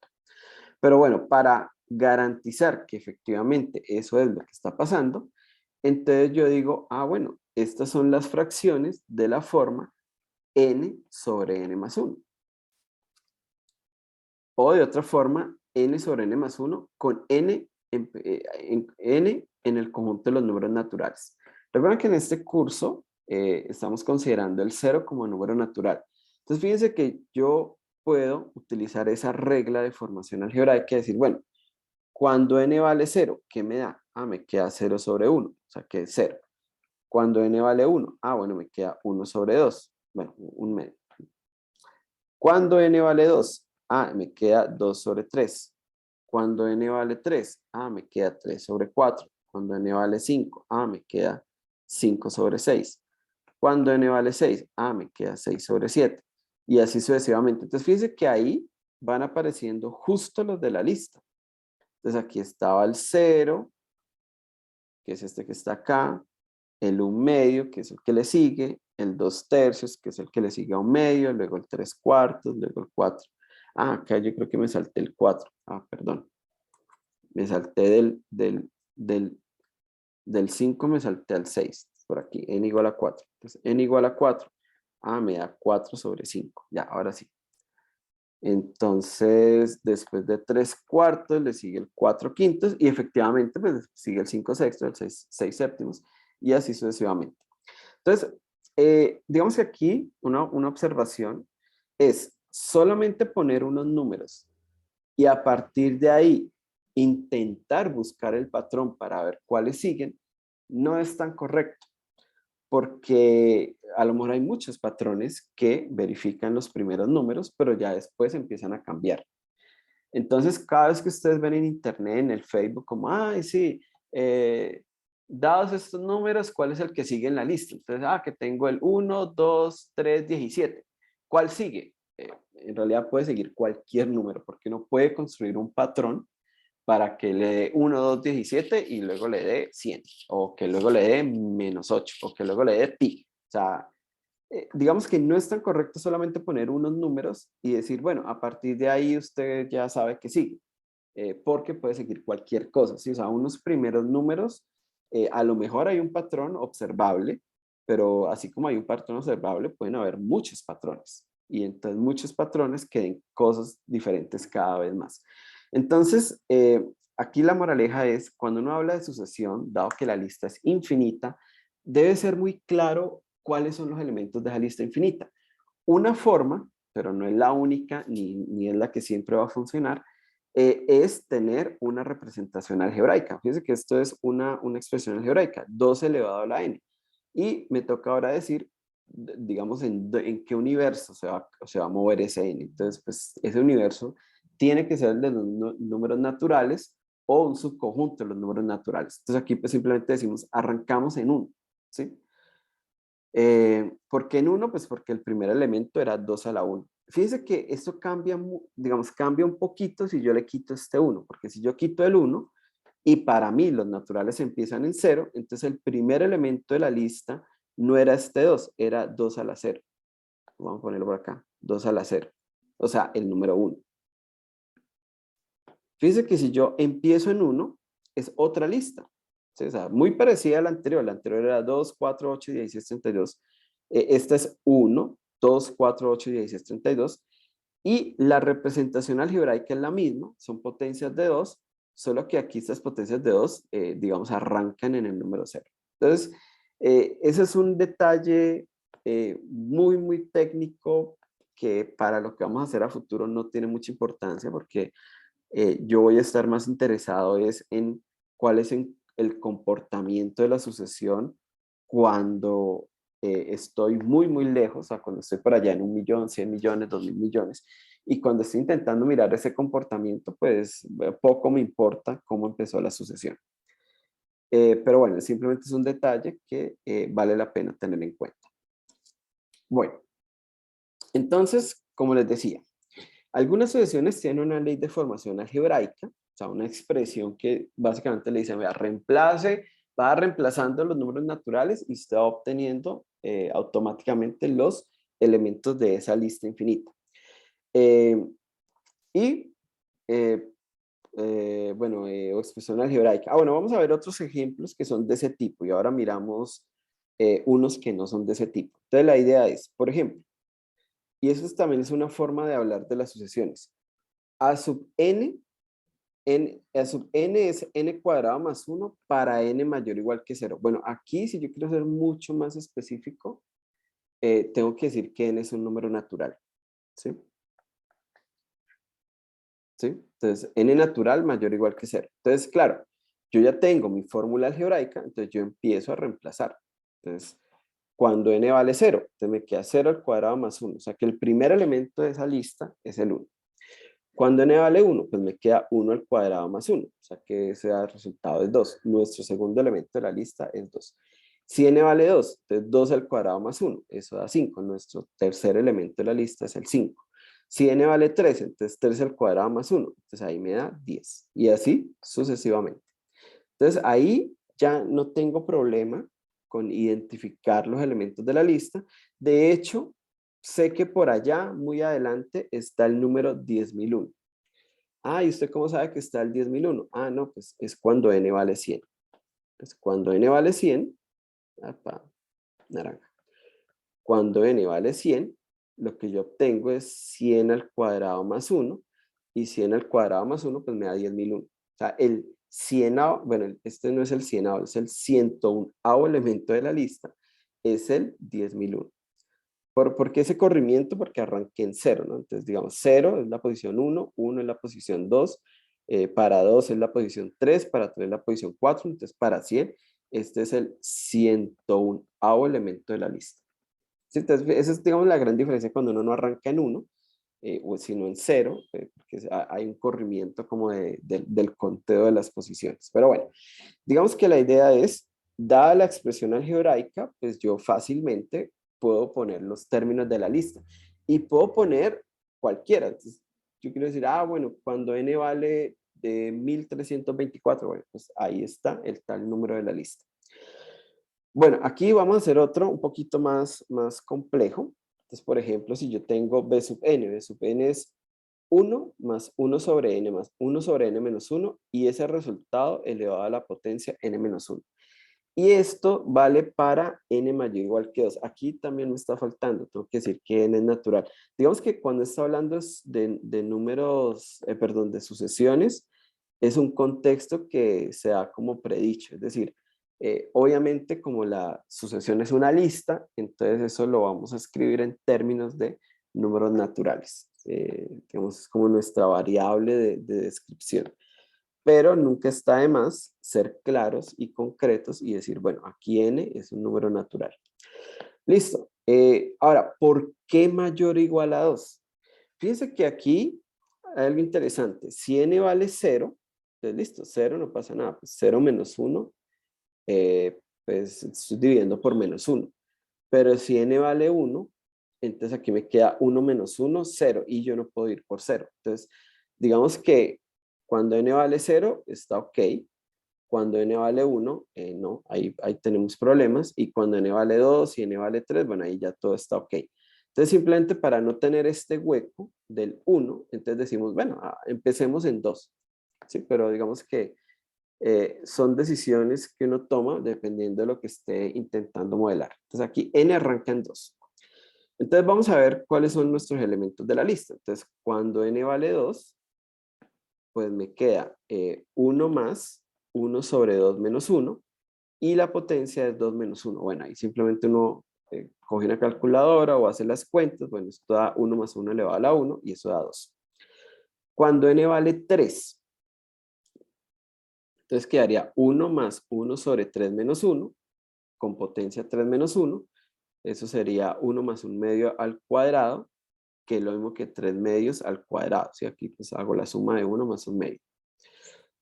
Y el resolver esta potencia pues me da 9 cuartos. Bueno, y así sucesivamente. Luego sigue 16 novenos, bla, bla, bla. Puedo, por ejemplo, decir, bueno, ¿qué pasa si n vale 7? Entonces me queda, bueno, 1 más 1 sobre 7 menos 1. Entonces hago las potencias, me queda 7 sextos a la 6. Entonces aquí me queda 7 a la 6 sobre 6 a la 6. Aquí no resolví la multiplicación pues, porque quedan números muy grandes, pero es como la idea, ¿no? Claro, este que está aquí es el quinto elemento de la lista. Ojo, no es el séptimo, porque yo no arranqué en 1. Bueno, perdón, creo que sería el sexto, perdón. Como esto arranca en 2, entonces 2 es el primer elemento, 3 es el segundo elemento, con n igual a 4 es el tercero, con n igual a 7, pues será el sexto elemento de la lista. Bueno, y así sucesivamente.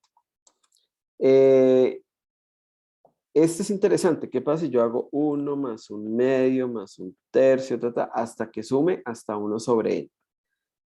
Entonces, pues ahí tengo una fórmula algebraica. Simplemente es, ¿cómo obtengo el cuarto elemento de la lista? Pues sería 1 más 1 medio más 1 tercio más 1 cuarto. ¿Cómo obtengo el décimo término de la lista? Pues es 1 más 1 medio más 1 tercio más 1 cuarto más 1 quinto más 1 sexto más 1 séptimo más 1 octavo más 1 noveno y más 1 décimo. Fíjense que cada vez que tome esté en posiciones muy lejanas de la lista, pues me toca hacer más sumas, ¿no? Pero bueno, eso es como la idea. Entonces aquí, repito, entonces el primero es 1, el segundo es 1 más 1 medio, el tercero es 1 más 1 medio más 1 tercio, el cuarto es 1 más 1 medio más 1 tercio más 1 cuarto, bueno, así sucesivamente. Y pues bueno, yo puedo ir resolviendo las sumas y ver que da 1, 3 medios, 11 sextos, bueno, y así sucesivamente. Este es interesante también. Fíjense que este es raíz de 1 más raíz de 1 más raíz, 1 más raíz. Dentro de cada raíz hay una raíz. Entonces, para calcular el término n décimo, yo hago n más 1 raíces. Y para n mayor o igual que 1. Entonces vamos a ver cómo, fíjense que no, la expresión algebraica no es todo como sumas y productos y como siempre. Este es un poco extraño, es como haga raíz de uno más, otra raíz, uno más, otra raíz. Y paro cuando el número de raíces sea uno más que la posición. Entonces, por ejemplo, para n igual 1, entonces con n igual 1 son dos raíces. Entonces sería raíz de 1 más raíz de 1. Entonces ahí está, una raíz por acá, otra raíz. Hay dos raíces. ¿Qué pasa si n vale 2? Entonces tengo que hacer tres raíces. Entonces sea raíz de 1 más raíz, ahí van 2, 1 más la raíz de 1. Entonces ahí van las tres raíces. Si n vale 4, pues me queda 1, 2, 3, 4 raíces. Bueno, y si n vale 5, pues me queda raíz, raíz, raíz, raíz, raíz, raíz. Bueno, 5 raíces. Y, perdón, con 6 raíces, ¿no? Cuando n vale 5. Y ahí pues les dejo de tarea coger una calculadora y decir, bueno, esto es raíz de 2. Esto sería raíz de 1 más raíz de 2, o sea, aproximadamente 1, no sé qué. Bueno, y así. A veces es bueno tomar esto, hacer como una calculadora, con la calculadora para ver aproximadamente en representación decimal qué número es. Pero bueno, la idea es que ahí se van construyendo. Eh, esta regla es algebraica, pero fíjense que es un poco diferente. De hecho, aquí me está faltando, no, ahí está bien, G sub n. Entonces, este término de la posición es n medios cuando n es par y 3n más 1 cuando n es impar. Y pues para n mayor o igual que 100. Y aquí lo mismo, n natural. Entonces, ¿cómo arranca esto? Pues esto arranca en 100, ¿no? Porque aquí dice n mayor o igual a 100. Entonces, en n100, como n es par, pues es 100 medios, o sea que me da 50. Después de 100, pues sigue 101. Pero 101 ahora es impar. Entonces, para los impares es 3 por el número más 1. Entonces, ahí me da 304. Entonces, primer elemento de la lista, 50. Segundo elemento de la lista, 304. ¿Cuál le sigue? Pues le sigue 102. Pero 102 es par. Entonces, como a los pares, yo calculo la mitad. Entonces, me da 51. El siguiente sería cuando n vale 103 y 103 es impar. Y para los impares recuerden que es 3 multiplicado por el número más 1. Bueno, ese resultado me da 307. Y fíjense que esta lista es un poco más rara, pero pues es una lista. O sea, para hacer sucesión, el único requisito es ser lista infinita de números. Entonces 50, 304, 51, 307 y así sucesivamente. Bueno, pero no todas las sucesiones tienen que construirse con una regla algebraica, es decir, no todos son sumas y productos. También hay sucesiones que pues las puedo construir. Bueno, perdón, este ejemplo, bueno, sí es una representación algebraica, pero es un poquito diferente, porque para calcular un término, él tiene que calcular, digamos, un término depende de los anteriores. Entonces vamos a ver algunos ejemplos. De hecho, aquí hay una sucesión muy famosa que se conoce como la sucesión de Fibonacci. Y este tipo de sucesiones se llaman recurrentes o recursivas. Es decir, cada elemento que yo voy a calcular depende de haber calculado los anteriores. Eso es una diferencia grandísima con las anteriores.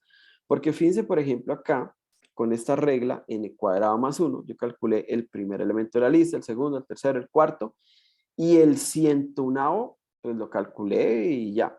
O sea, para llegar a este término no debía haber hecho los anteriores. Aquí las cosas van a cambiar un poquito. Entonces vamos a ver este ejemplo, sucesión de Fibonacci. Entonces la sucesión de Fibonacci se define de esta forma. Voy a poner aquí esto en otro color para que identifiquemos qué es la descripción de la sucesión. Entonces la idea es f sub 0, o sea, eso va a arrancar con el conteo de números naturales, arranca en 0. F sub 0 es 0, o sea, el primer elemento de la lista es el 0. Y el siguiente elemento de la lista es 1. Entonces, estos son los dos primeros elementos de la lista, el 0 y el 1. Entonces, esta lista arranca con 0 y le sigue el 1. Y de ahí en adelante, entonces esto hay que aprenderlo a leer, ¿no? O sea, el término cuando n, digamos, en la posición n más 2, bueno, en realidad la posición n más 3, pero digamos el término n más 2 es el que estaba en n más el que estaba en n más 1. Claro, si yo pienso en los números naturales, antes de n más 2 está n más 1 y antes de n más 1 está n. Entonces básicamente lo que está diciendo acá es, cada término de la posición es la suma de los dos que estaban antes de él. Por eso tengo que definir primero 2. Entonces vamos a poner estos dos en naranja. Claro, yo tengo que decir quiénes son los dos primeros. Y una vez que yo digo quiénes son los dos primeros, a partir de ahí, cada elemento es la suma de los dos anteriores. Entonces aquí yo sumo 0 más 1 da 1. Y ahora sumo estos dos para obtener el siguiente. 1 más 1 es 2. Y ahora sumo estos dos para obtener el siguiente. 1 más 2 da 3. Y ahora sumo estos dos para obtener el siguiente. Entonces 2 más 3 da 5. ¿Cuáles siguen? Ah, pues tengo que sumar 3 más 5, me va a dar 8. Luego sumo 5 más 8 y ahí me da 13. Entonces ya sé que después del 5 viene el 8, después el 13, luego el 21 y así sucesivamente. Igual, ¿no? ¿Cómo es el término general? El término general, que es digamos, este es el término n más 2, es la suma de los dos anteriores, del n y del n más 1. Claro, fíjense que acá, con esta igualdad que está aquí, yo puedo ir reemplazando, ¿no? Que es lo que siempre hacemos. Entonces, por ejemplo, cuando n vale 0, bueno, aquí quedó la formulita, aquí está la fórmula escrita. Cuando n vale 0, pues me queda f sub 2, ¿no? Porque aquí queda 0 más 2, o sea, me queda f sub 2. ¿Y quién es f sub 2? Pues f sub n, recuerden que n vale 0, más 0 más 1, o sea que aquí me queda f sub 1. Entonces, listo. Entonces, el término f2 es la suma del f0 y del f1, o sea, los dos que estaban antes de él. Cuando n vale 1 en esta fórmula, entonces me queda 1 más 2, entonces me queda f3. Aquí reemplazo la n por 1, luego aquí 1 más 1, entonces me queda el f1 y el f2. Entonces, ¿cómo hallo el f3? Es la suma del f1 y el f2, o sea, los dos que estaban antes de él. ¿Qué pasa cuando n vale 2? Entonces yo vengo y reemplazo 2 acá, reemplazo 2 aquí y reemplazo aquí. Entonces, ¿qué me queda? Me queda f4. F4 lo logro obtener o es igual a F2 más F3. O sea, justamente los dos que estaban antes de él. Bueno, digamos que es mucho más fácil de escribir la asociación de Fibonacci como que cada término es la suma de los dos que estaban antes de él. Y algebraicamente, pues lo escribimos así. Y fíjense que a medida que yo voy reemplazando, yo efectivamente verifico, por ejemplo, que el F6 es la suma del F5 y del F4, los dos que estaban antes de él. Bueno, y entonces fíjense que ahí pues se va formando, ¿no? 0, 1, 1, 2, 3, 5. Pero, ¿cuál es el problema de esta situación? Y es, bueno, pues, ¿qué pasa si yo quiero calcular F12? Entonces, pues no lo puedo hacer directamente porque F12, según lo que vimos, era F10 más F11. O sea que necesito conocer F11. Antes de poder calcular F12, necesito calcular F11. Bueno, F11 por definición es F9 más F10. O sea que para poder calcular F11 necesito F10. Bueno, también necesito F9, pero en particular F10. Entonces, ¿cómo es F10? Bueno, F10 es F8 más F9. Entonces, para poder calcular F10, tengo que primero saber cuánto era F9. Bueno, también F8, pero en particular F9. Entonces nos devolvemos. F9 es F7 más F8. Entonces primero necesito saber quién es F8. Bueno, F8 es F6 más F7. ¿Y quién es F7? Bueno, F7 es F6 más F5. ¿Y quién es F5? F6. Ah, bueno, F6 es F5 más F4. Creo que aquí ya puedo parar porque F5 y F4. Vamos a ver si esos ya los tenemos. Entonces, este es F0, F1, F2, F3, F4 y F5. F4 y F5 son 3 y 5. Sí, pero 0, 1, 2, 3, 4, 5. Sí, el 3 y el 5. O sea que este era un 3. Vamos a rayar aquí. Este aquí es un 3 y este es un 5. O sea que este es un 8. Listo, entonces ya sé que este de acá, este de aquí es un 8. Y este 5 era 5. Entonces 8 más 5 da 13. Listo, entonces ya sé que este de acá,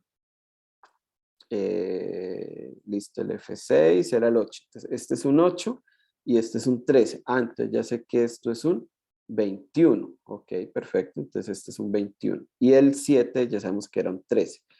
Entonces 21 más 13 me da 34. Entonces ya sabemos que este de aquí es un 34 y este de aquí era un 21. Entonces ahora sí, la suma de estos dos me da 55. Entonces ya sabemos que este de aquí es un 55 y este de aquí era un 34. Bueno, la suma de estos dos me da 89. Entonces ya sé que este era un 89 y este 10 era un 55. Entonces ahora sí, la suma de estos dos me da 144, creo. Bueno, si no me equivoqué en las sumas, fíjense, todo el trabajo para poder hallar el 12. O sea, me tocó devolverme hasta los primeritos que ya conocía. Entonces, ahí ya les dejo de tarea, muchachos. Entonces, aquí vamos a poner tarea, calcular F100. Bueno, y aquí todo, no, profe, ¿cómo que F100? Entonces, bueno, no mentira, bueno, no es tarea, es broma. Es simplemente como para que vean la dificultad de las sucesiones recursivas, poder calcular un término. Me requiere calcular todos los anteriores. O sea que yo quiero calcular el término 1.000.000, me toca primero calcular el 1, el 2, el 3, el 4, hasta el término 999.999. Es muy diferente a cuando hay una expresión algebraica, porque si yo les digo, muchachos, ¿qué pasa cuando n vale 1.000.000?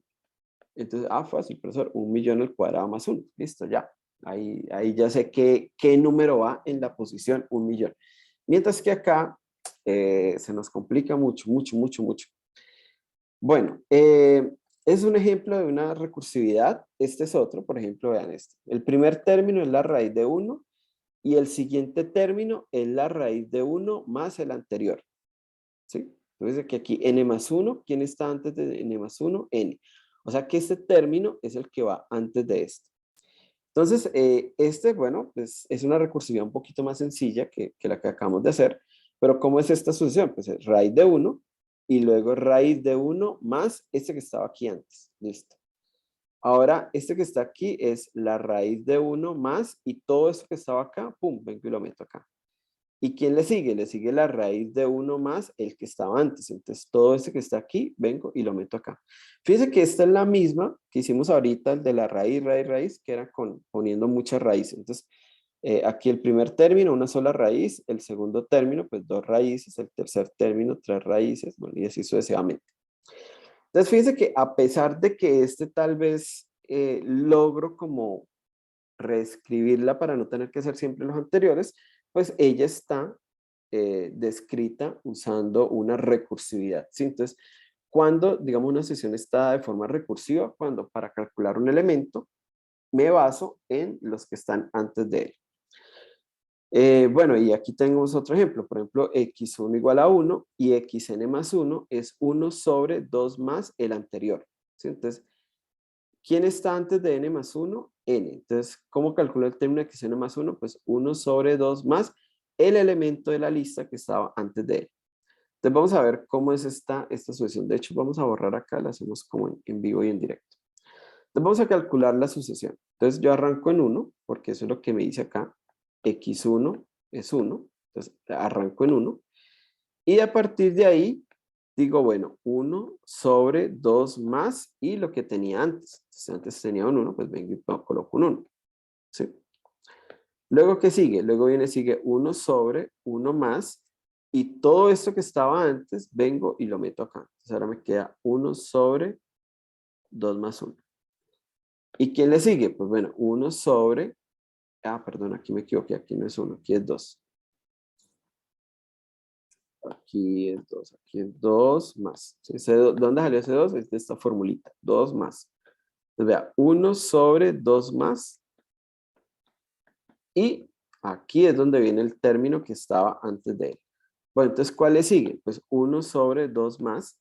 Y acá voy a meter todo esto tengo que venir y meterlo acá. Entonces me queda 1 sobre 2 más 1 sobre 2 más 1. Bueno, y así sucesivamente. Claro, repito, pues pueden coger una calculadora y ver qué números están dando. Aquí queda 1, aquí queda 1/3. Aquí quedaría 1 sobre 2 más 1/3. Esta suma creo que da 6. No, esta suma 7/3. Y me queda 1 sobre 7/3, o sea que esto es 3/7. Bueno, y así sucesivamente. Entonces, claro, uno puede hacer las operaciones para ver qué números están dando. Pero lo interesante es ver cómo se van formando las sucesiones a partir de términos anteriores. Eso es una forma. Entonces, ven que tenemos dos formas hasta ahora de representar sucesiones. Una, con una fórmula algebraica. Entonces, algunas son así.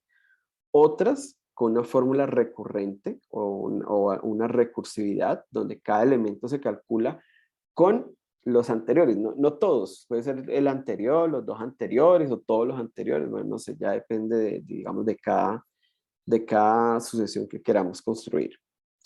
Bueno, pero hay unas que aunque yo logro describir cuáles son los elementos de la sucesión, pues no tengo una fórmula algebraica ni recursiva que me diga, listo, ahí va el número tal.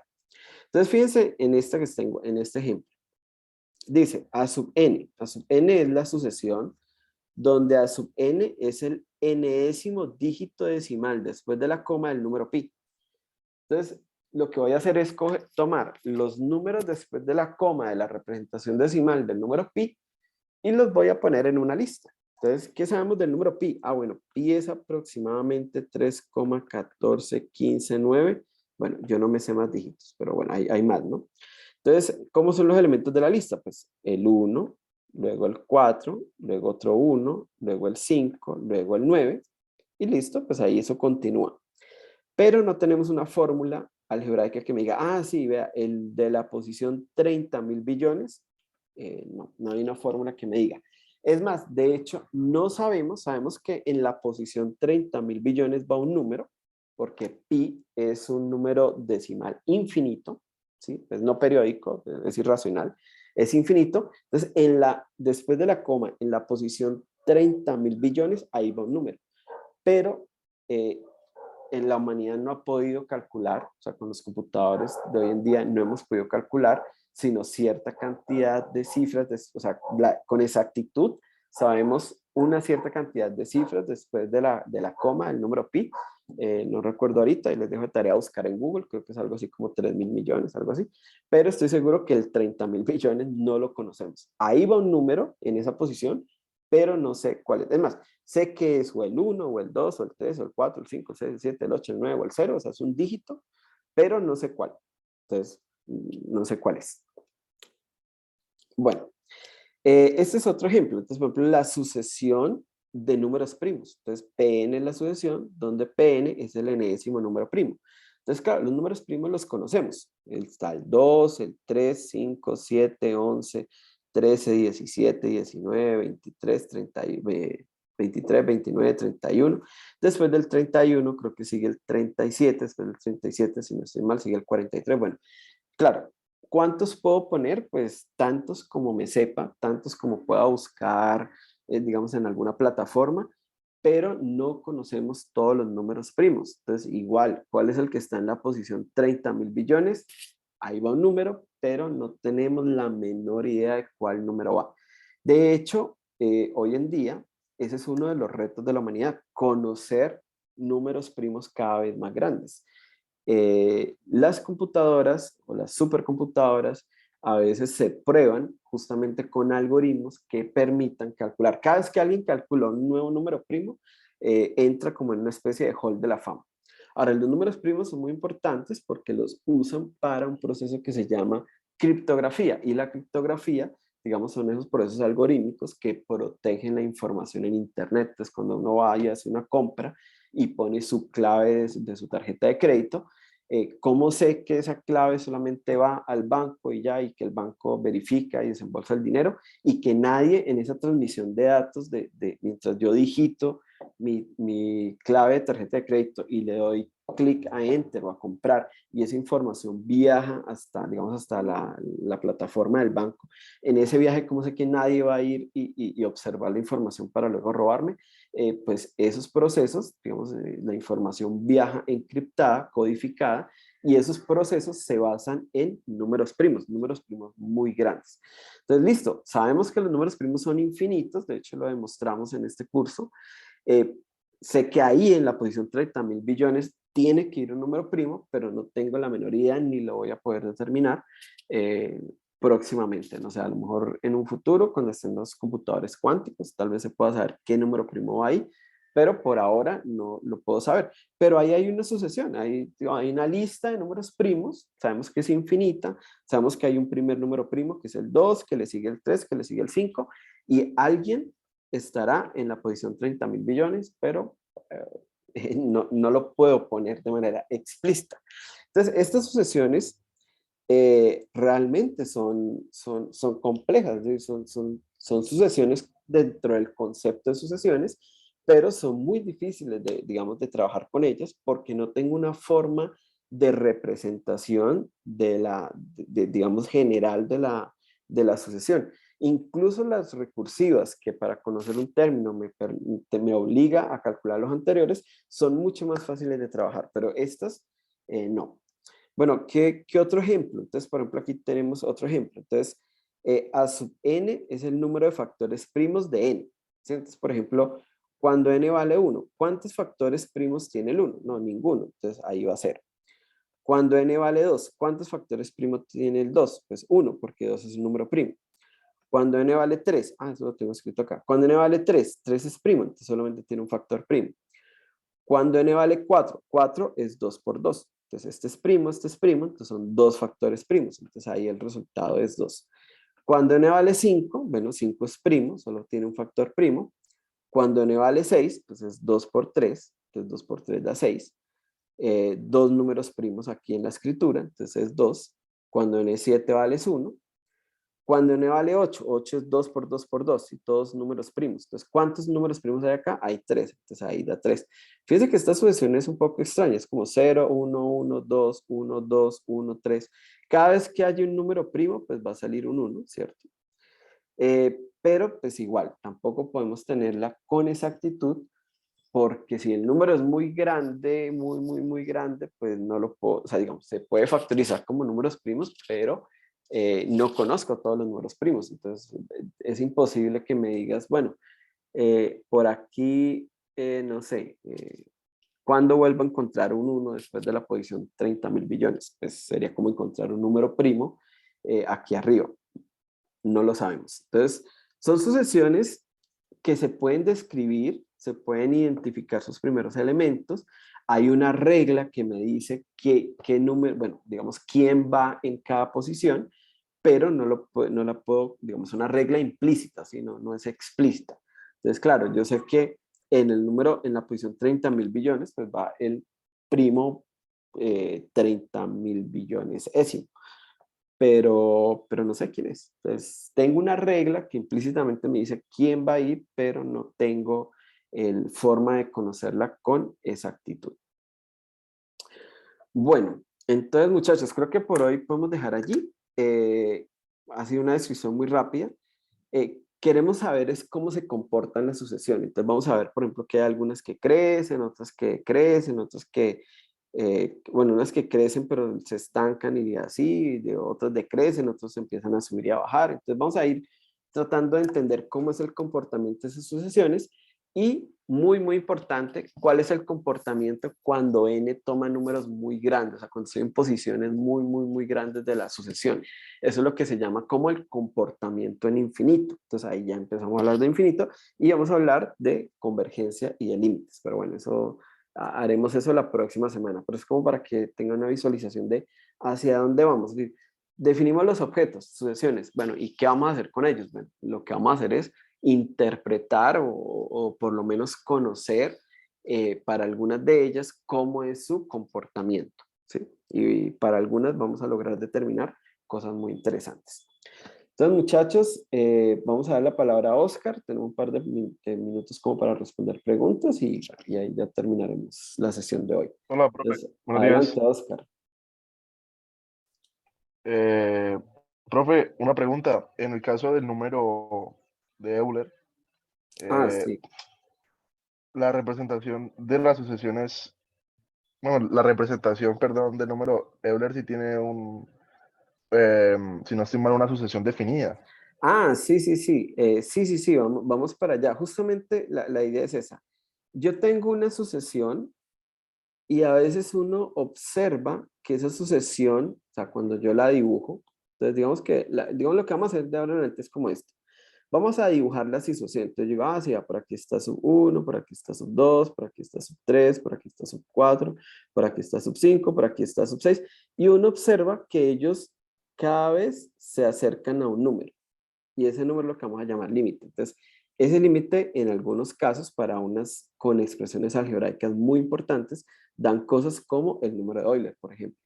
Para otros dan, por ejemplo, el número pi, para otros dan 0, por ejemplo, para otros dan 1. Entonces vamos a ver que las sucesiones, cuando yo las veo sobre la recta real, a medida que yo voy avanzando en las posiciones, esos números cada vez se van acercando, acercando, acercando a un número. Y eso es lo que llamamos el límite de la sucesión. Y para el número de Euler, sí, tenemos una sucesión con una expresión algebraica muy, muy, muy bonita. De hecho, bueno, en esencia es esta que yo tengo acá. Pero sí, muy bien, Oscar. Sí, para los que ya tengan un poquito más de conocimiento de ese tipo de cosas, los que alguna vez han visto un curso de cálculo, el número de Euler va a volver a aparecer por ahí y en un contexto muy diferente. Entonces, que aquí no estoy hablando ni de áreas ni de logaritmos, simplemente estoy hablando de comportamiento de sucesiones con ciertas, digamos, formas algebraicas o representaciones algebraicas. ¿Alguna otra inquietud o comentario, Oscar? No, profe, eso era. Ok, sí, no, vamos para allá y esto les deja un terreno bastante abonado para lo que van a ver en cálculo, porque digamos, van a llegar con muchas ideas y sobre todo con interpretaciones de conceptos que a veces en los cursos de cálculo se dan así como muy a priori, ¿sí? Entonces aquí van a tener ustedes un contexto mucho más amplio del número de Euler en este caso, y sobre todo del concepto de límite, así que luego pues en el curso de cálculo con otras herramientas pues van a formalizarlo un poco más. Bueno, muchachos, entonces, muchas gracias por el acompañamiento, por la madrugada. Feliz fin de semana para todos. Vamos a parar la grabación en este momento.